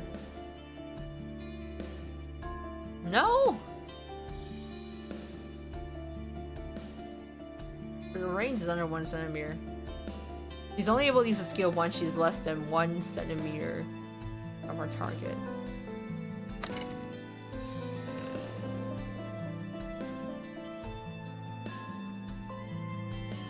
Oh, I know, it's one of these.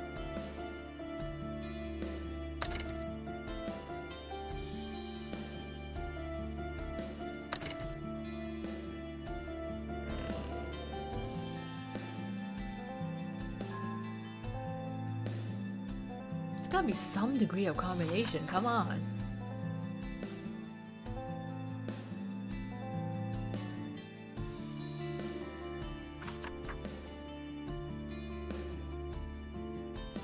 Yeah, that's probably just an important difference because she has a catalyst.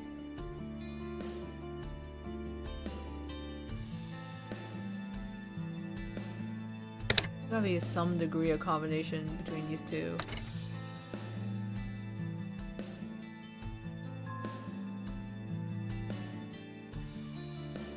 Oh, right.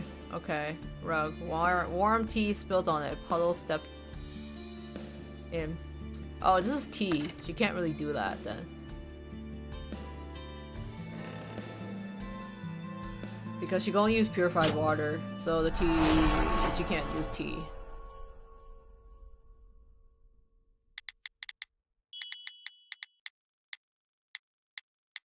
My apologies, but the water left on the floor could not have served as her catalyst. Excuse me? What are you saying exactly? No, are you a spy? Please, just have a quick look at Aston's burrow file. Unlike other suspects, Miss Aston's skills need a catalyst. The catalyst serves as certain conditions that need to be met for her skill to be put to use. In Aston's case, she needs water to use her skill. But purified water specifically. And the liquid at the scene was liquid of the crime. Liquid at the scene of the crime was black tea. She couldn't have used it. Oh no, that's not it then.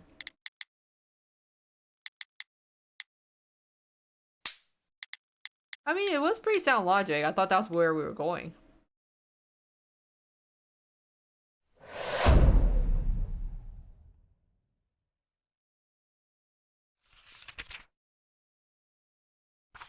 Oh, I guess we can save. Press enter to continue.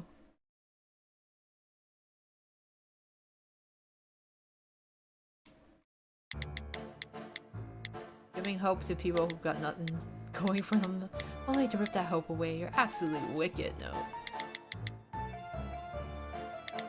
Did I do something wrong? Well, the logic didn't really have a leg to stand on in the first place. If Ashton had made a weapon out of ice, we would have found a large tub to hold all that water. Oh, I thought we were on a good roll too. I must say it was rather entertaining. Who's calling who wicked now? So, who could have killed the victim then?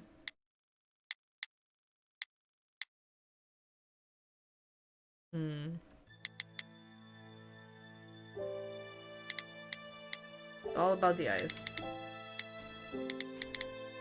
No one entered the room during the window. You could have just flown in. Oh yeah, there's still the blood on the ceiling, right? I'm like, wait. We know the victim can propel himself, right? And then there's still blood on the ceiling, so how could that have gotten there? Did he propel himself up to the ceiling and hit his head?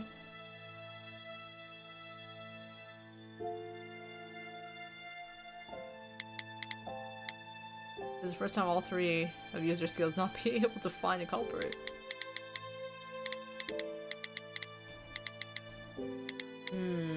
Alright, so we are stuck with accepting suicide. We have got to have copper and loose. However, we got no clues on the crime. We still have blood on the ceiling. Are you sure this guy didn't kill himself? Through like suicide? Like he just propelled himself up to the ceiling and hit his head and died?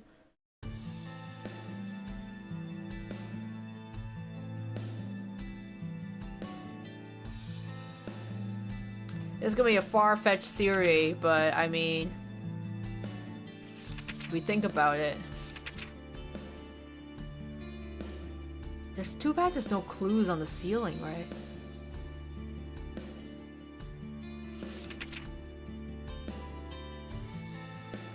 So this one, pretty cheap that he only has 3 lines about himself. PM, jumping gesture. The victim stunt. That be not least. He soars through the air. You can fly up in the air.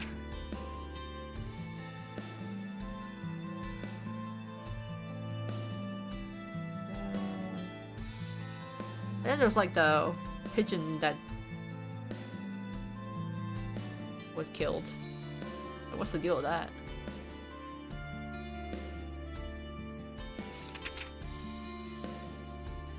It has to do with soaring through the air, right? You can fly.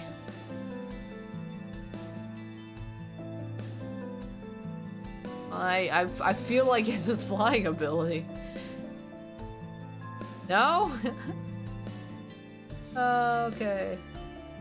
Ah, no murder weapon has been found. How was the victim killed?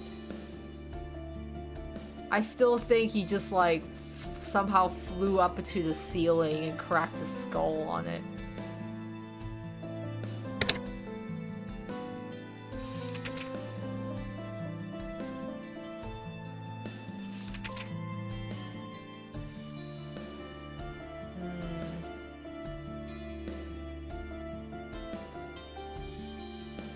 Yeah, what is this square thing that's been left here?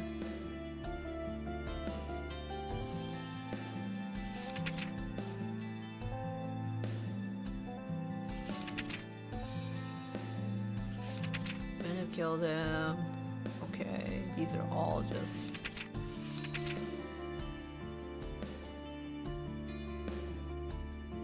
I mean, he seems to fire up. It will propel objects under 80 kilograms.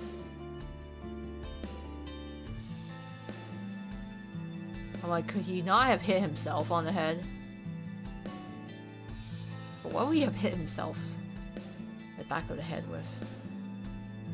And how would he have ended up on the chair?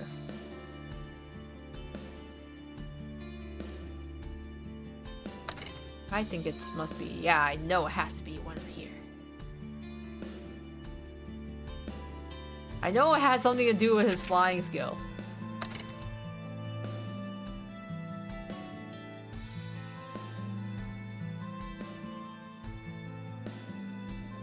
So it's just one of these combinations, something in it, but I know it's definitely related to him propelling objects.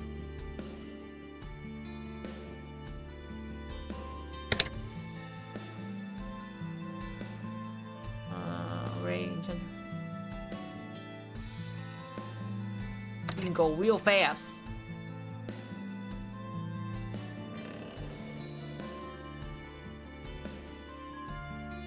Okay.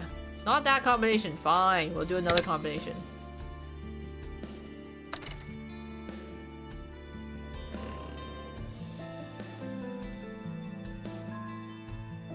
Oh, wait. Jumping Jester. She can jump real high, can't she? So you're propelling her.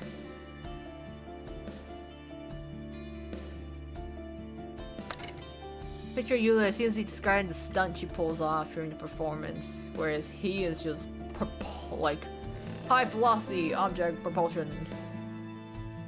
No! Ah, come on. I know it's gotta be one of these. You're propelling objects. Come on, you're propelling her. Maybe you're... But I know, like, maybe she's not the one that's suspicious. But I know based on the hints, it has to be this poster. And this is just... But you know what? He's in debt, right? He's got a lot of debt on him. Maybe he's trying to kill himself. Because he owes so much money, you know? Oh, come on. I know he has to have killed himself.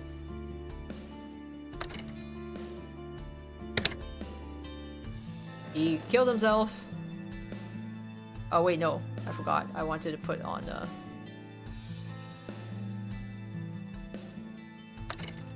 There we go. He was propelling her. There's gotta be a connection there. Come on.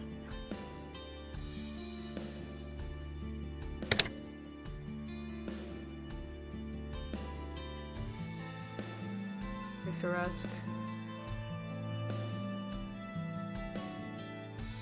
Performance schedule, and we know this is collateral.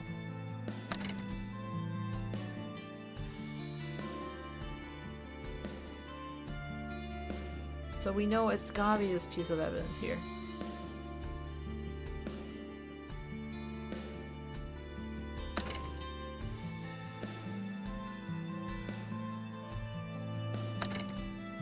So we know he can repel himself. And we know that he owes a lot of money. He needs to just kill himself. But it's complaining. I'm like...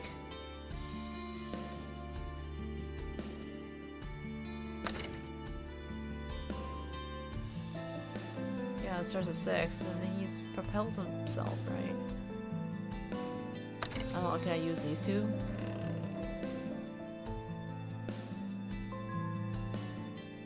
Okay, that's not the right combination. Oh my god. I feel like I'm on to something. I just can't select the correct evidence. I'm like, it can't be a jumping gesture. I swear to god, it's gotta be this. He owes a shit ton of money. He's got high velocity skills. How was the victim killed? He unalived himself. You know this.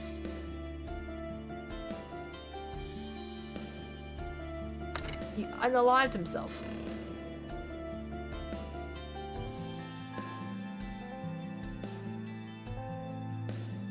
Okay, maybe it's performance.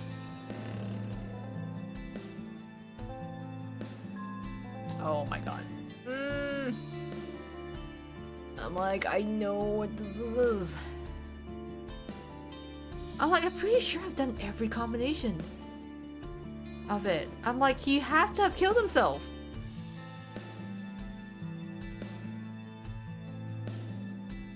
He has to have killed himself. Like, just...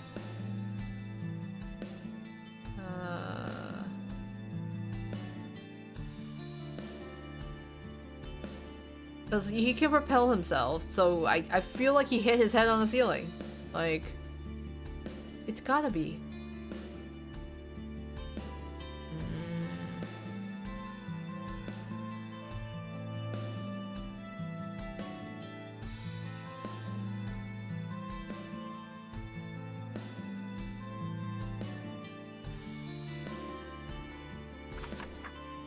Recordings? No. Oh, we can also print this. Okay.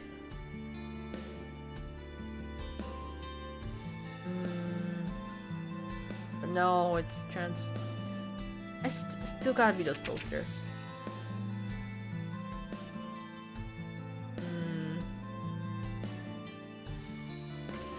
Transcript.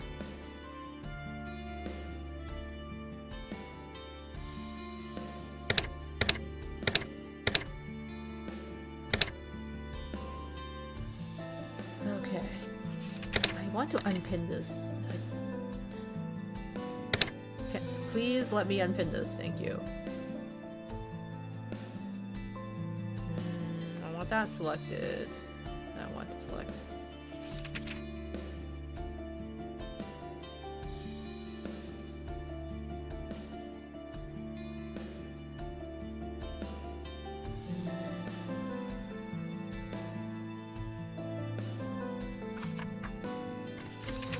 The look of it is clear. They couldn't have just flown in. Or could they? Because they can actually fly.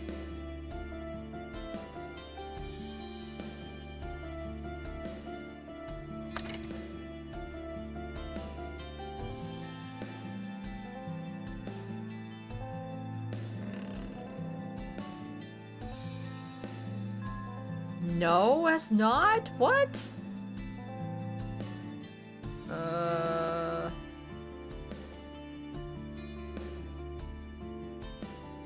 I'm like, but I swear that was.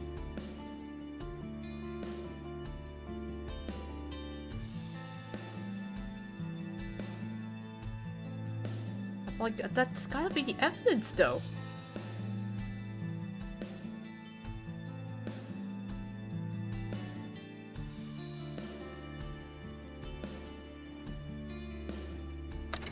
Unless we're saying she did fly in.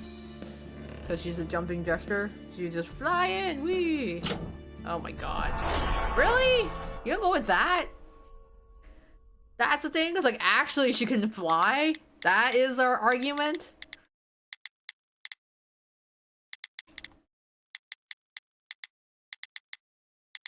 Okay, so... Yes, she flew in!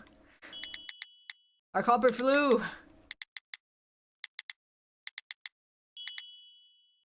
Jumping through the air.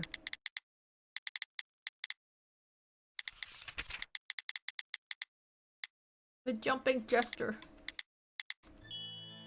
Like, holy shit, she can fly, you know? But she can't do it by herself. Oh wait, she can actually. Jumping gesture. She can go in, use her powers.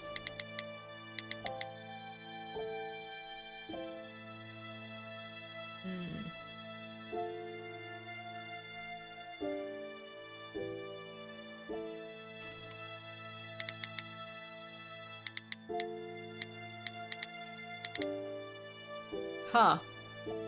Just back to Yulia again? In the end, after winding around this long, we're back in the beginning.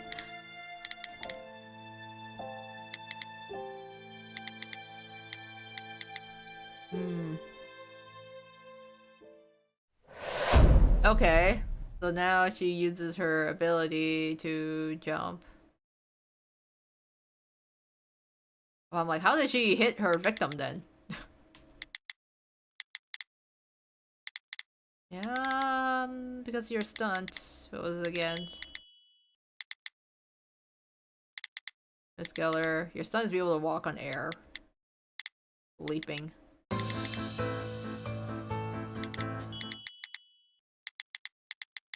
Why does that surprise you? What? No, you're not using it the way it's suspecting me. You're only one person that can enter and leave.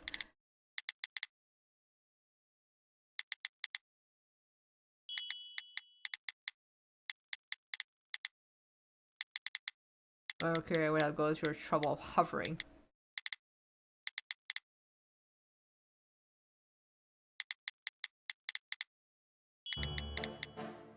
I was like, hey guys, what'd I do? It makes sense, you know, there's... How do we prove that?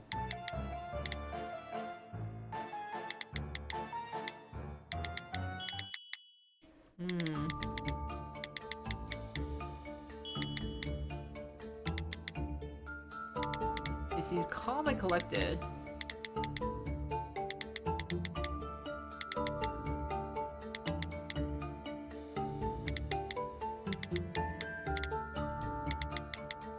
You step through the air which you enter a crime scene. There's a different way. Maybe she needs to kill for a reason.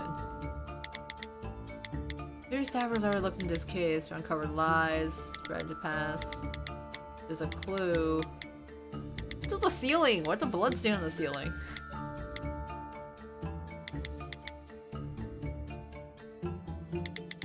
Has to confirm the victim was alive at 8 o'clock.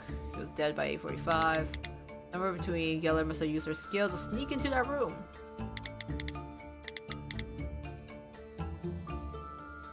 And then something about pigeons or birds, right, that was killed. If she really has a killer, she must have visited the scene. She would have leapt through the air, but she should leave any trace evidence. I'm like, can we not see the stain on the ceiling? Right?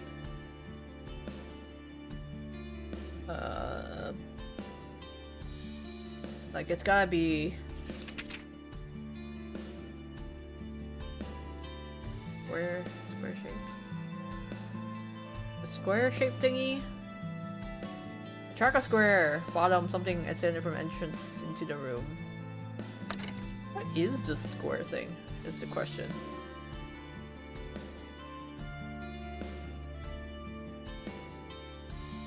She had to have leapt, jumped.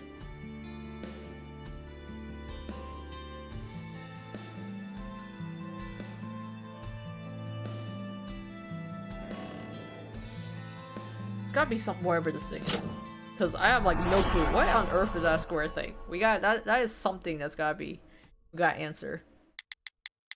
When we say clues, something does come to mind. There are square impressions. Maybe you all remember, but they're not ice in the end.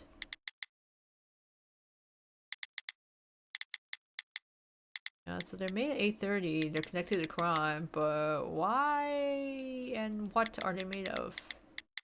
Not just impressions. There are many clues we can't come up with an explanation for. Why are those squares there? What are those squares?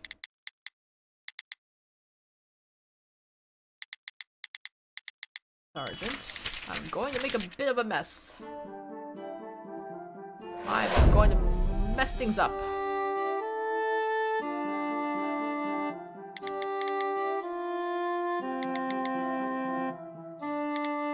This is the most rose. I'm thinking about things are wrong. The secrets hiding in the deepest can't be solved by connecting two clues. Makes sense of this. Yeah, it has one supernatural person killing another supernatural person.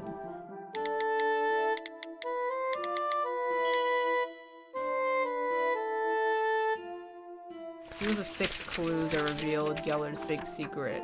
Oh god. Select one clue from each of the 6 documents that point to the same conclusion. Click the combine button at the center, try a combination and see how many clues you corrected.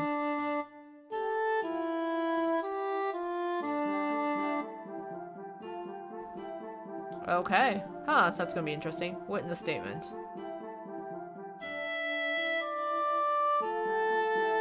Leah's festival had to do with soaring through the air. That must have meant he looked down on her.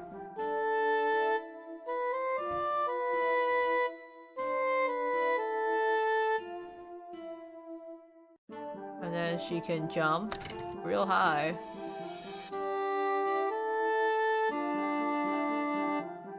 It was like weird square-shaped impression. Rose making us film an essay. One day I happened to see when her look over newest crew with telekinesis.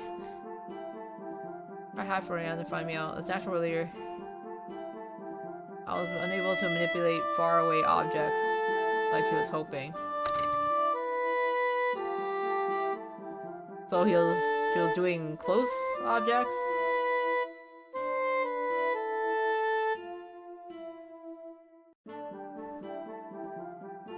Instead of getting away for any of them to have committed a crime without stepping foot inside. There are those skillful enough to fool us about their skills, making it necessary to check them out. She must be hiding like a... Maybe her ability is a lot stronger than we initially thought. Right?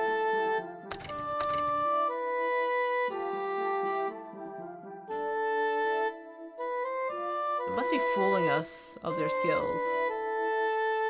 And whatever this weird square-shaped thing is. So, we got the square-shaped item. Which we're trying to figure out why it needs to be a square shape. She's the jumping jester, so she can, like, jump in air. So why would she need square stuff? Unless the square stuff is from the ceiling, maybe?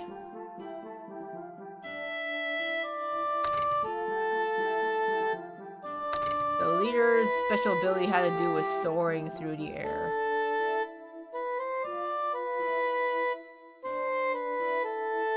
Is it though? Or...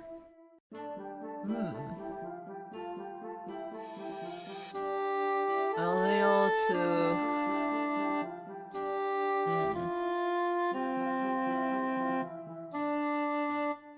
Make things float, but only those close enough. Is she floating people? That would make sense, right? Or she doesn't need to float him. Square shaped. I'm like, does the square shape match the carpet, maybe? Or the ceiling? I was able to manipulate faraway objects. What if she could, though? What if she could manipulate faraway objects?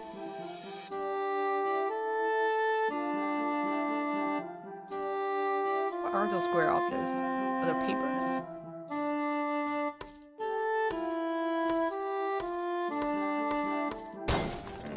Oh, sweet. She's probably got a better skill than we thought. I've unlocked it. That's it. If you think about it, it explains everything. Miss Geller, please come back in. Is this strategy session finishing up? It is, and for now we come up with a suggestion for you. Wait, I see what he's gonna do. Miss Geller, your stunt is leaping through air, so could you show that to Detective Thena and Brian here? Not good at controlling my skills. It's fine. You two simply don't get too close, you know?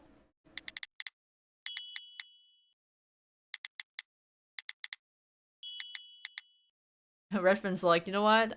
Very amusing. I permit it. Let's see what happens next.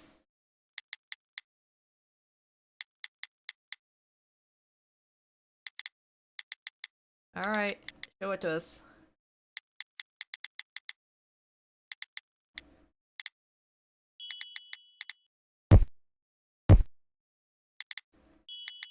My word, she's walking on air, and people pay to see this.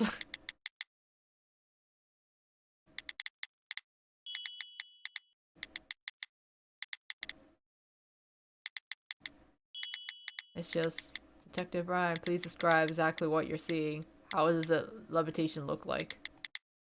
Not levitating. Oh, as soon as she rose into the air, like, steps form.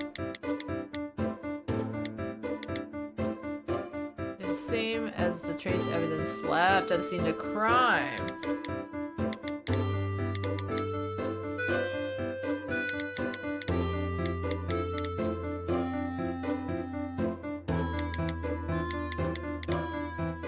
You're just stepping up and standing there. She's not really floating. She's using oh, okay. So then the steps kind of fall down after she's done. She's just like walking up on a staircase. It's a visible object under you. That makes sense.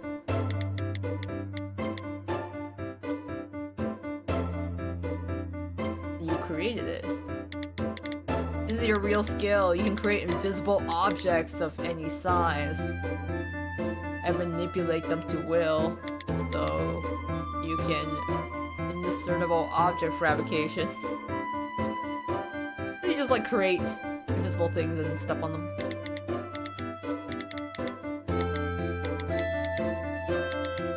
Everyone thought like that, but it's not the case. This is a piece of the puzzle isn't fitting. Miss Geller, from the very beginning, you've been hiding your true skill. It wasn't that you were lifting your body with skill, you've just been making invisible footholds and jumping onto them.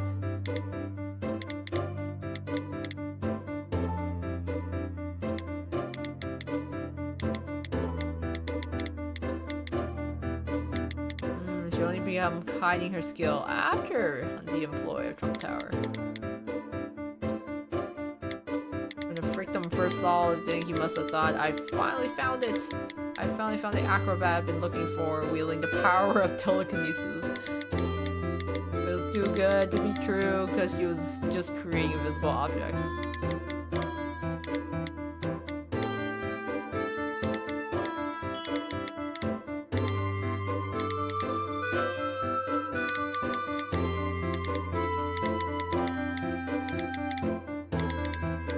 Your skills to use telekinesis.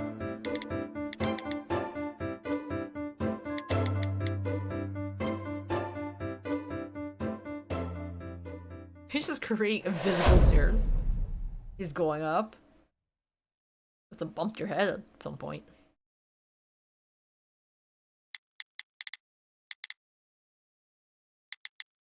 Not that gentleman. Every investigator in this room is a staffer.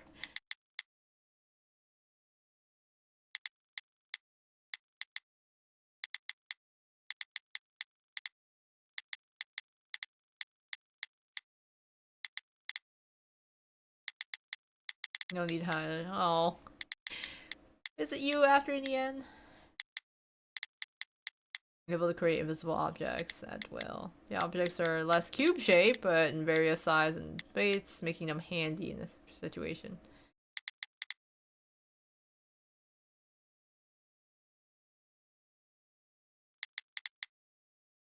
Oh, I mean, but you know how I killed the ringleader? What I used to kill him? Invisible objects.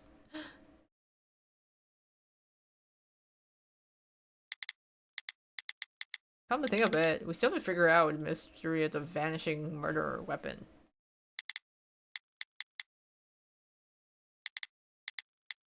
The weapon. You still haven't found it, have you? Is this just, like, lying around?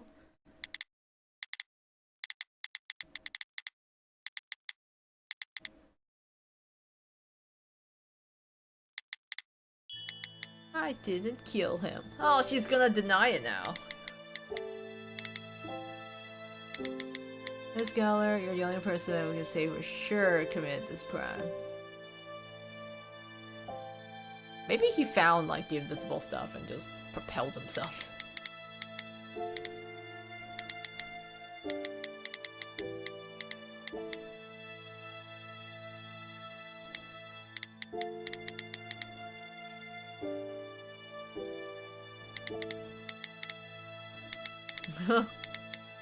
Oh, no more questions. I think it may be time to reveal what the vanishing weapon might be.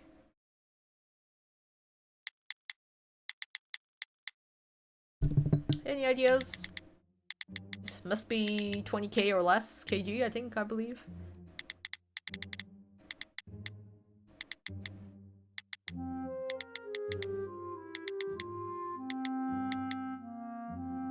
Considerable heft. Isn't that like the flower pot?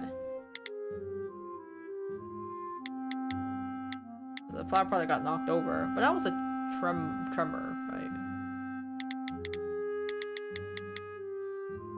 No, because then it would have bloodstains on it.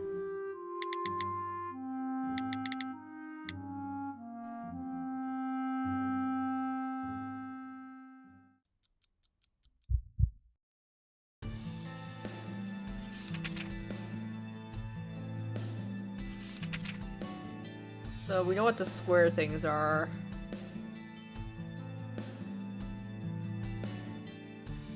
It must have fallen on him while he was asleep.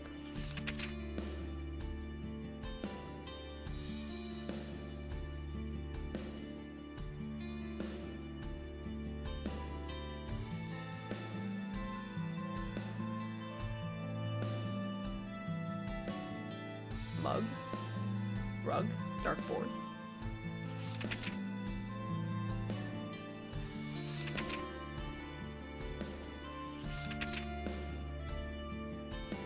So we know the weapon took out life weighed a hefty 20 kilograms, but it lit up and vanished. Where on earth did you get a weapon like that?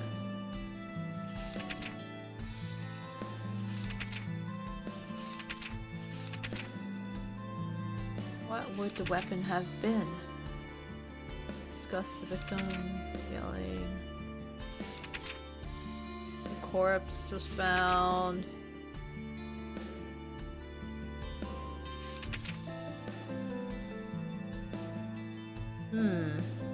Must be something really hard and strong.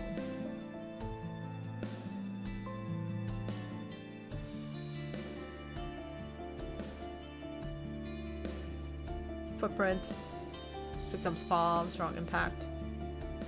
Yeah, the gloved hand, square-shaped thing. And then the trace photo, also looking square. Gotta be one of these items in here then. No use of the bookshelf. Gotta be the bust of the victim. Or the vase. After a tremor running through the table though.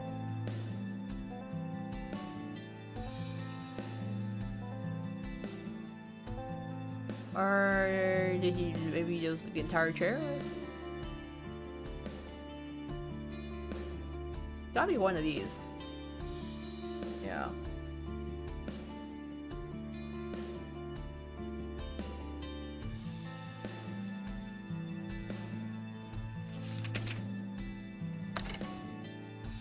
Says max, so it's the way the objects.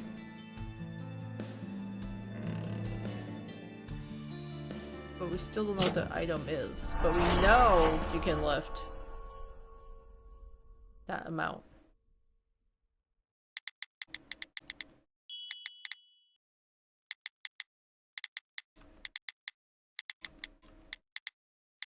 It's not ice. The weapon of advantage was never there. There was no weapon. She just fell on top of him. There's never a weapon to begin with, and honestly, that only serves to further prove that Miss Geller is our culprit. If she can lift herself, or...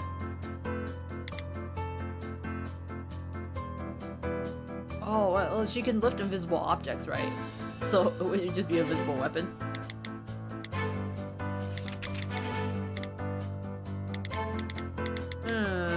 Description. Let's talk about maximum weight being transferred.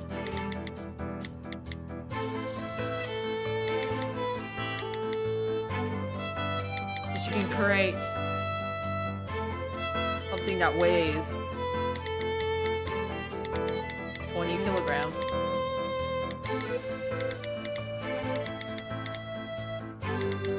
This is a visible weapon?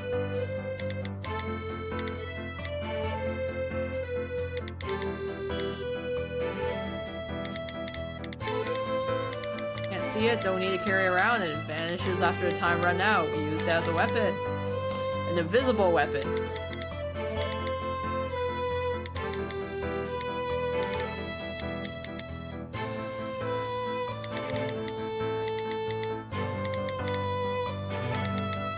No, I dropped on the ceiling.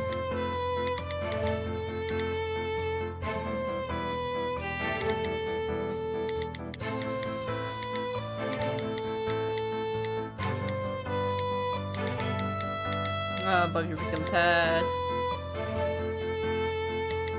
If a 20 kilo object appeared high above the victim's head, it would fall straight down. It would just smash his skull.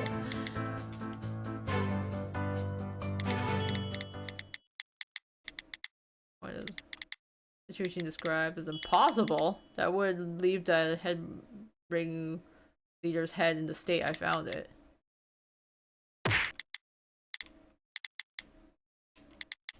What's that supposed to mean? I get it, your range. Oh. Your range is only 2 meters. Well, you can still do it 2 meters up, right?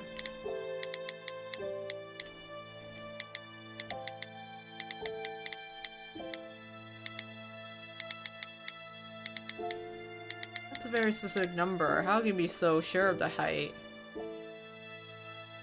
Is there something on the ceiling?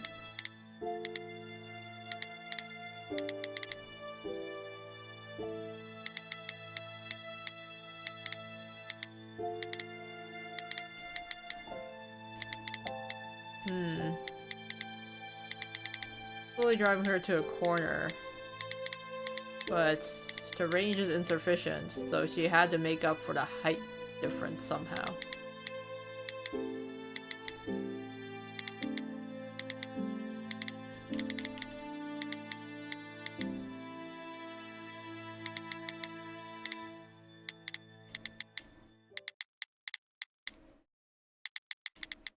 What did she use to create an object 4 meters above the victim's head?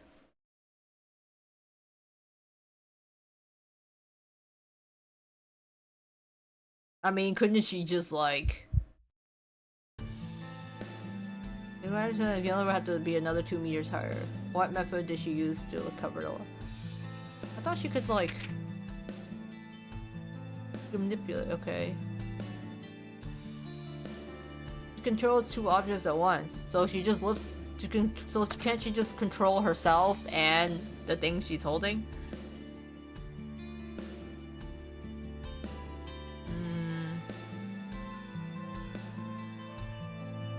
It's gotta be, right?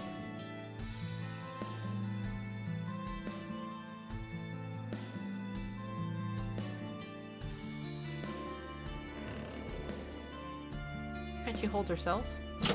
Yes! Oh, that is right. Because I'm like, she can hold 2 objects, so she could be lifting herself. And the item.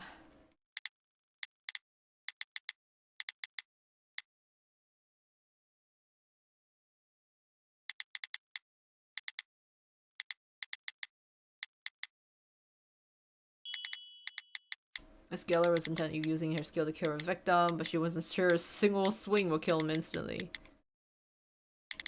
And that's why she started dropping the object from a height, but her range was too short. Why did she use her skill to go inside? How could she be certain she killed him instantly? She had to go in herself.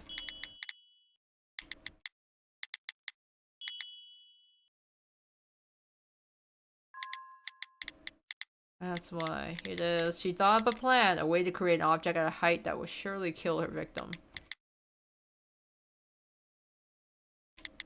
Miss Geller's situated solution. It was none other than the stunt she pulled on stage. Her stunt, the arrow walking.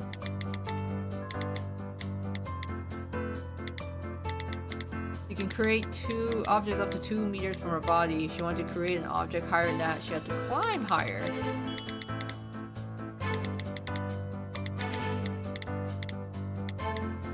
So she had to go in, enter the room, to get up to the, and climb up, commit the crime.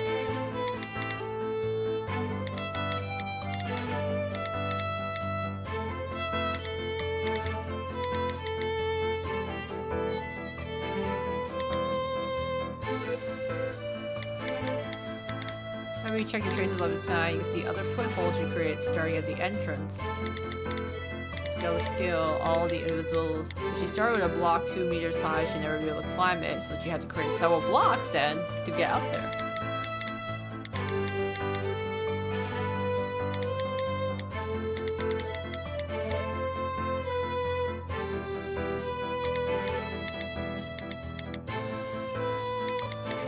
Okay, then she climbed, inching her way.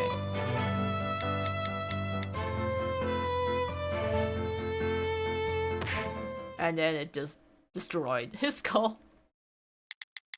She took the life of the victim who slept beneath her, and she made sure she finished the deed. Anyone could have seen the victim was deceased. Miss Geller then fled the scene of the crime, believed to be done with it. There's one thing you didn't consider is your nightly routine, yes. The victim had a habit of drinking a coffee every night at 9. It was your job to bring it to him. We could not go, so we had no choice.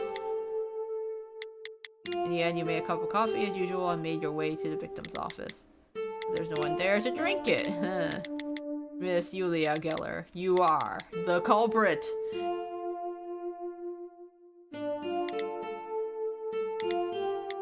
Yes, it was me. I killed the ringleader.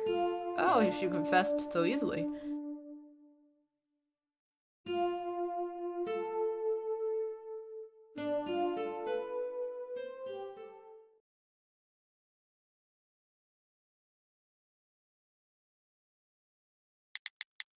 Well then, I shall call the probation's office. Indeed, I'll leave that to you.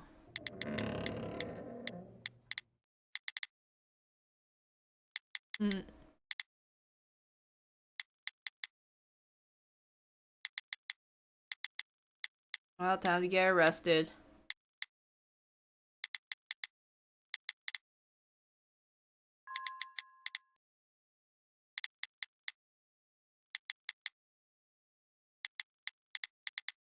Oh, her friends care about her. That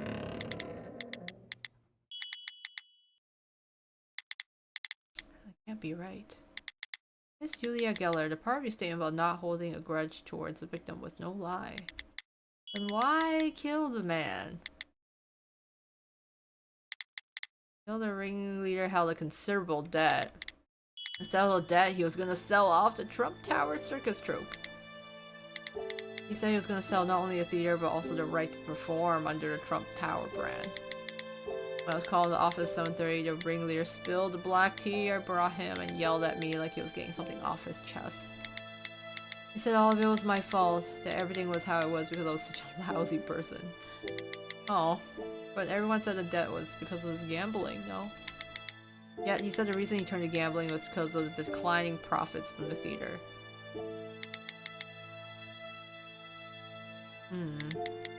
I pleaded with him. I said do anything he asked me, just hold on a little longer.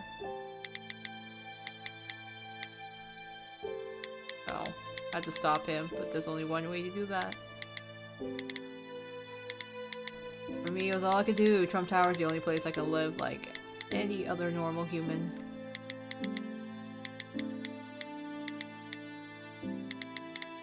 Three of us were going to continue together if we could.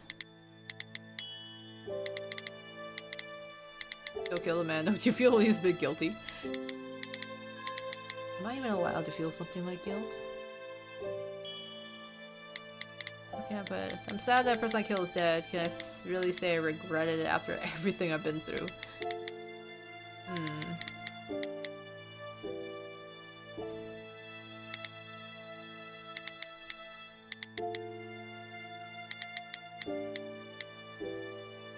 Well, he's done enough. Miss Geller, due to provisions of the contract made, you'll be sent to the prison belonging to the former. I'll give you a moment to talk to the other members of your troop. They're not listening to us anyway, so make your peace. Oh, I'm sorry. Oh, that's kind of sad. On my first day at work, I was nearly shot at and kicked off the force, but in the end, I solved the case. So why do I feel this way? On top of that, I can't see Big Ben from here either. What was my reason exactly? What on earth brought me to the city?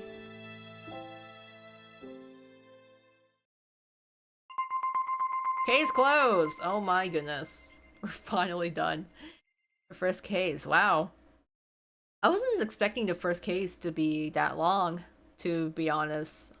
I thought it would be a lot shorter to cover.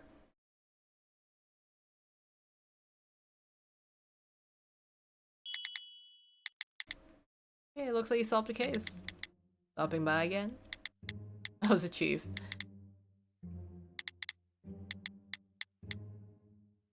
How was he up to snuff? Pretty safe. Oh, we're gonna finish off chapter 1. I'm calling this a genius is pushing it.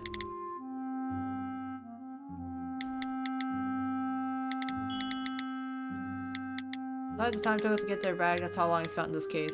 Accepting the time it took us to survey crime scene is significantly shorter than before.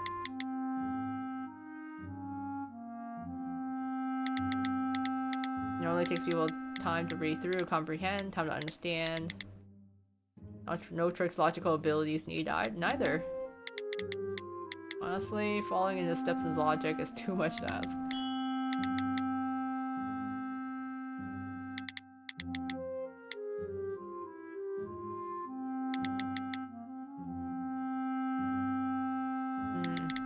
Electric's abilities stem purely from his talent. Rather interesting. Haha.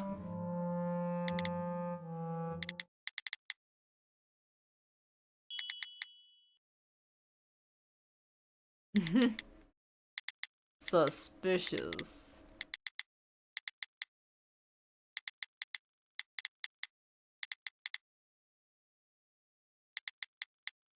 If he knew you bring it up, he should have brought some to share. Oh, case closed at least.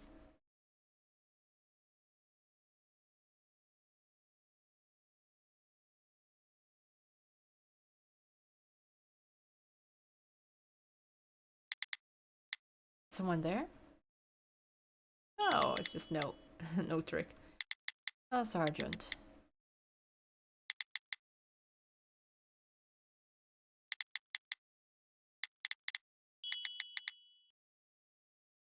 If you wander a prohibited area, I'll be the firing squad for you. Our blurs are worse.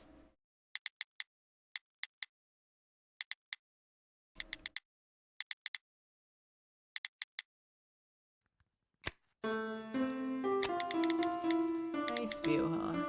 So much fog.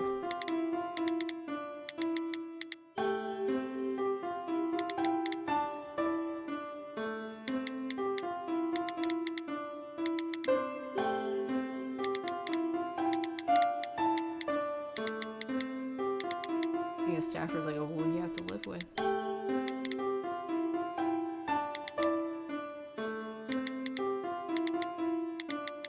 Don't your skills make life easier for you? You only need to take a look at profile.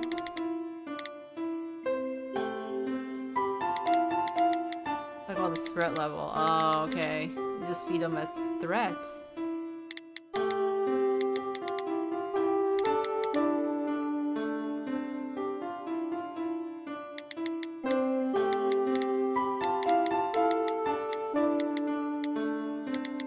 Maybe all parts of discrimination.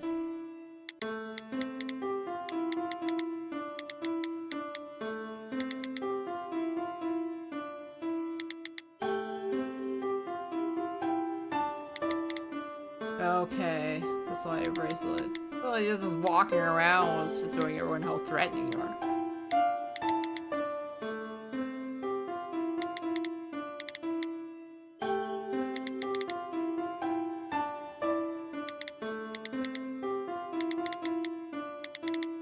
Something new.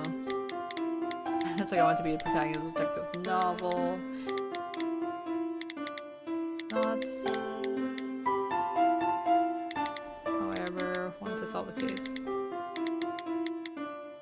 The real person, huh? Is there no better alternative for the victim and the culprit? Oh, this is like a moral thing now.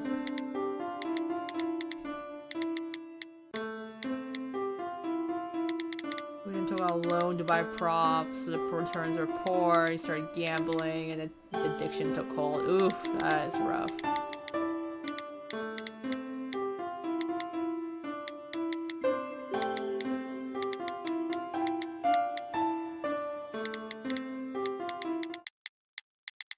That last part was a lie.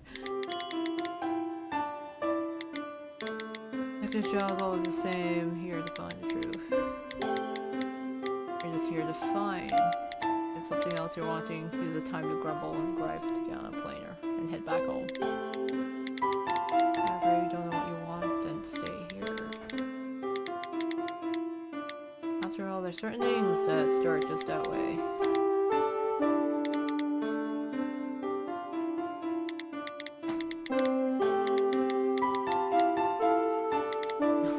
Oh, this is a rough first day at work.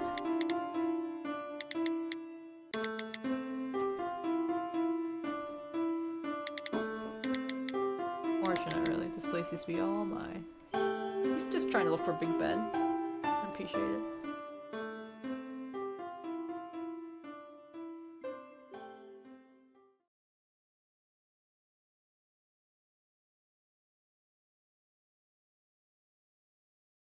And that's the end of the first case, I think. Good, just like that. We summarize events as they occur. And the bottom. And there's 500 forms to fill out.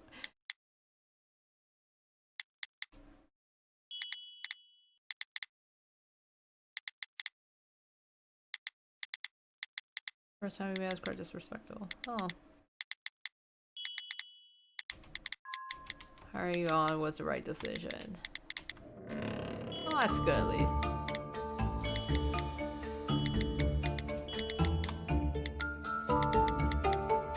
Oh, it's nice that this time she's not holding a pistol against us.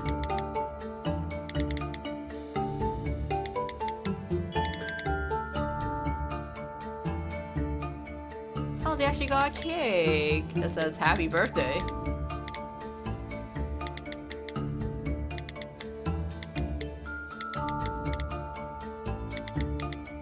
Very fortunate. He's got happy birthday written on it. Oh, it's the only cake that had. Sure, okay. Now it really is a birthday party.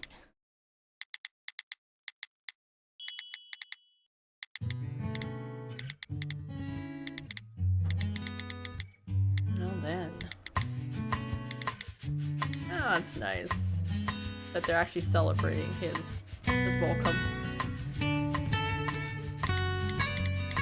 Speaking of which, when is your actual birthday? Not sure. Oh, he's an orphan.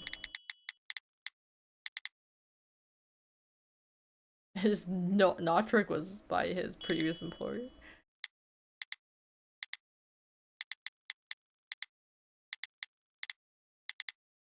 What happened to energy? Oh. Here, just eat your cake, buddy.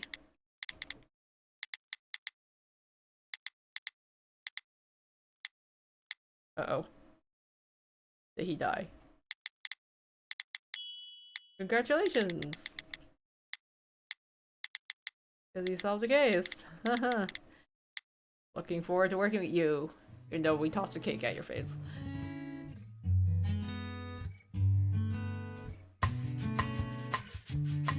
Just like that, he became an official member of the Mana Affairs Division.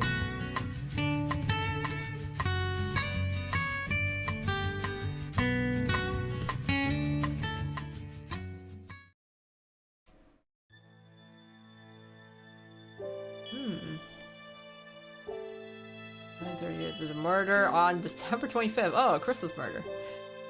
Victim's name.